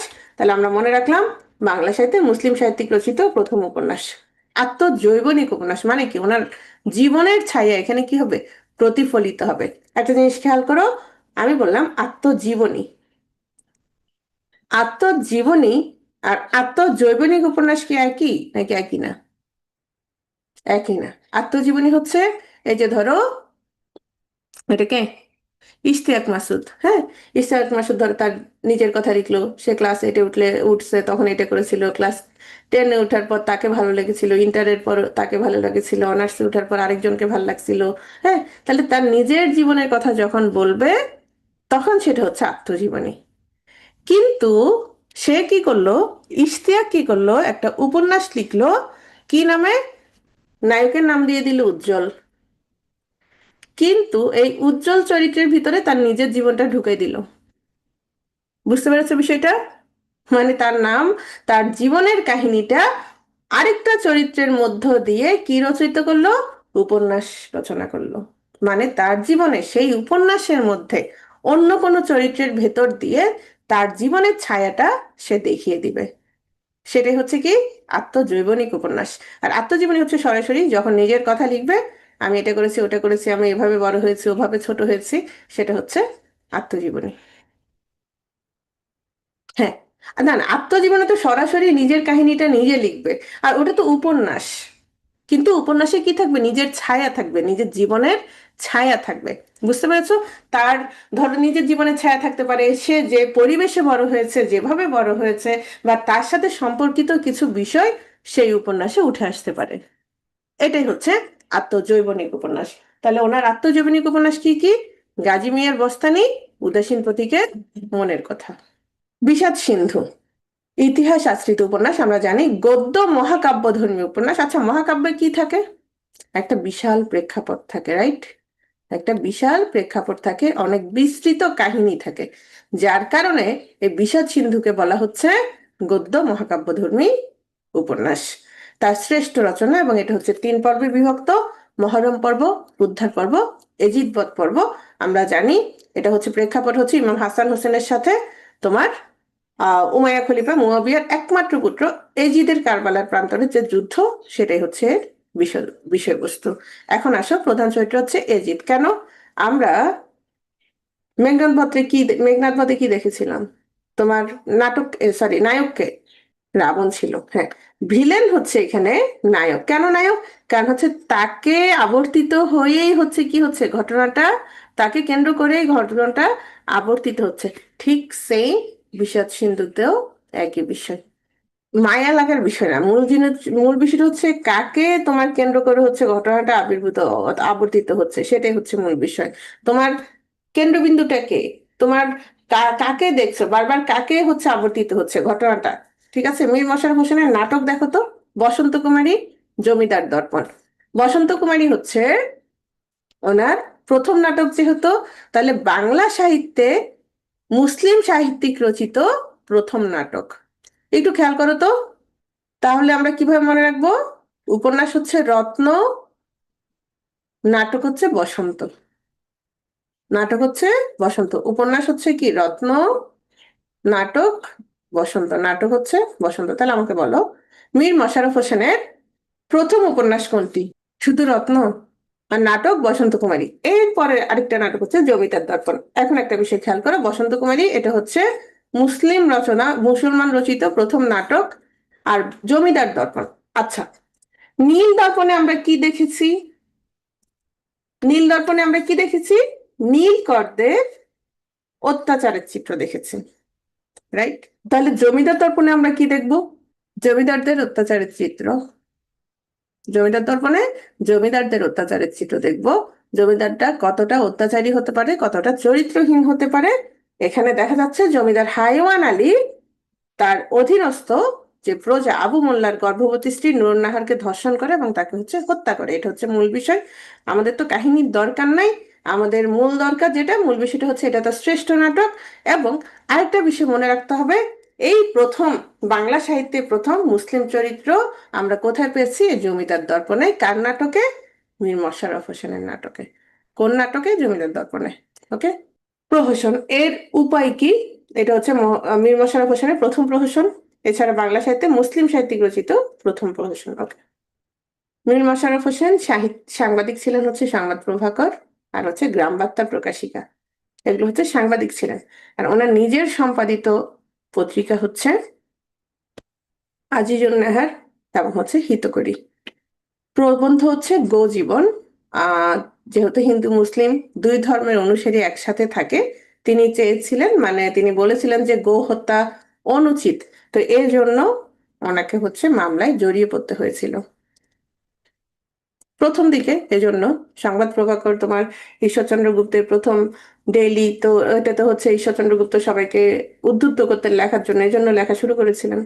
কাব্যগ্রন্থ, কাব্যগ্রন্থ লাগবে না, জাস্ট একটা উক্তি মনে রাখবে, সেটা হচ্ছে মাতৃভাষায় যার ভক্তি নেই সে মানুষ নয়। এখন মাতৃভাষা দেখে তোমরা অনেকে মাইকেল দিয়ে দিতে পারো, অনেকে আবার আব্দুল হাকিম দিয়ে দিতে পারো। না, এটা একটু মনে রাখবা, মাতৃভাষায় যার ভক্তি নেই সে মানুষ নয়। তাহলে আমাকে এখন ওনার সম্পর্কে আমরা কিছু আলোচনা করি, ঠিক আছে? তাহলে মীর মশাররফ হোসেনের প্রথম উপন্যাস কোনটি? রত্নবতী, ভেরি গুড। কি ধরনের উপন্যাস? কৌতুকাবহ উপন্যাস।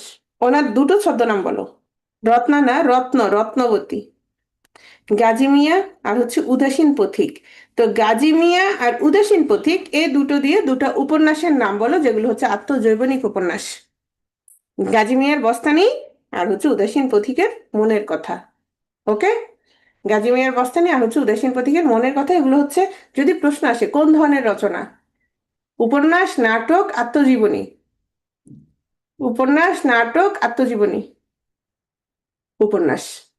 এই কিসের আত্মজীবনী? এতক্ষণ কি পড়াইছি? আত্মজৈবনিকও বাদ দাও, এগুলো হচ্ছে উপন্যাস। কেমন উপন্যাস আসলে তখন আত্মজৈবনিক উপন্যাস, এগুলো হচ্ছে উপন্যাস। কেমন উপন্যাস সেটা জিজ্ঞেস করলে আত্মজৈবনিক উপন্যাস। ওকে, নেক্সট। এরপর বলো ওনার দুটো নাটক, বিখ্যাত নাটক, কি নাম? প্রথম নাটকটা হচ্ছে বসন্ত কুমারী, আর যেটা তার শ্রেষ্ঠ নাটক সেটা হচ্ছে জমিদার দর্পণ। ওনার একটা প্রবন্ধ যেটার জন্য উনি মামলায় জড়িয়ে পড়েছিলেন, কি নাম? গো জীবন, ভেরি গুড। কাইকোবাদ। আমরা তো মুসলিম ঔপন্যাসিক পেয়েছিলাম, নাট্যকার পেয়েছিলাম, এই প্রথম আধুনিক যুগে এসে আমরা একজন মুসলিম কবি পেলাম, যিনি হচ্ছেন একজন মহাকবি, মহাকাব্য রচনা করেছিলেন। তাহলে প্রকৃত নাম হচ্ছে মোহাম্মদ কাজেমাল কোরাইশি, আধুনিক বাংলা সাহিত্যের প্রথম মুসলমান কবি। ওকে। এর উপায় কি? এটা হচ্ছে প্রহসন। তিনি প্রথম মুসলিম সনেট রচয়িতা আর হচ্ছে মহাকাব্য রচয়িতা। ওনার মহাকাব্যের কি নাম? মীর মশাররফ কবি ছিলেন, কিন্তু ওনার কবিতা চাইতে তোমার বেশি জনপ্রিয়তা পেয়েছিলেন তিনি নাটক এবং উপন্যাস এর ক্ষেত্রে, ঠিক আছে?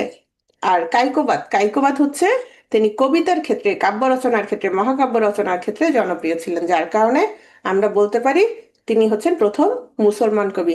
আর ওনাকে আমরা বলেছি ঔপন্যাসিক এবং নাট্যকার, মীর মশাররফ হোসেনকে। মহাকাব্য মহাশ্মশান, এটা হচ্ছে মুসলমান মহাকবি রচিত প্রথম মহাকাব্য। কাহিনী নেওয়া হয়েছে 1761 খ্রিস্টাব্দে সংঘটিত পানিপথের তৃতীয় যুদ্ধ থেকে।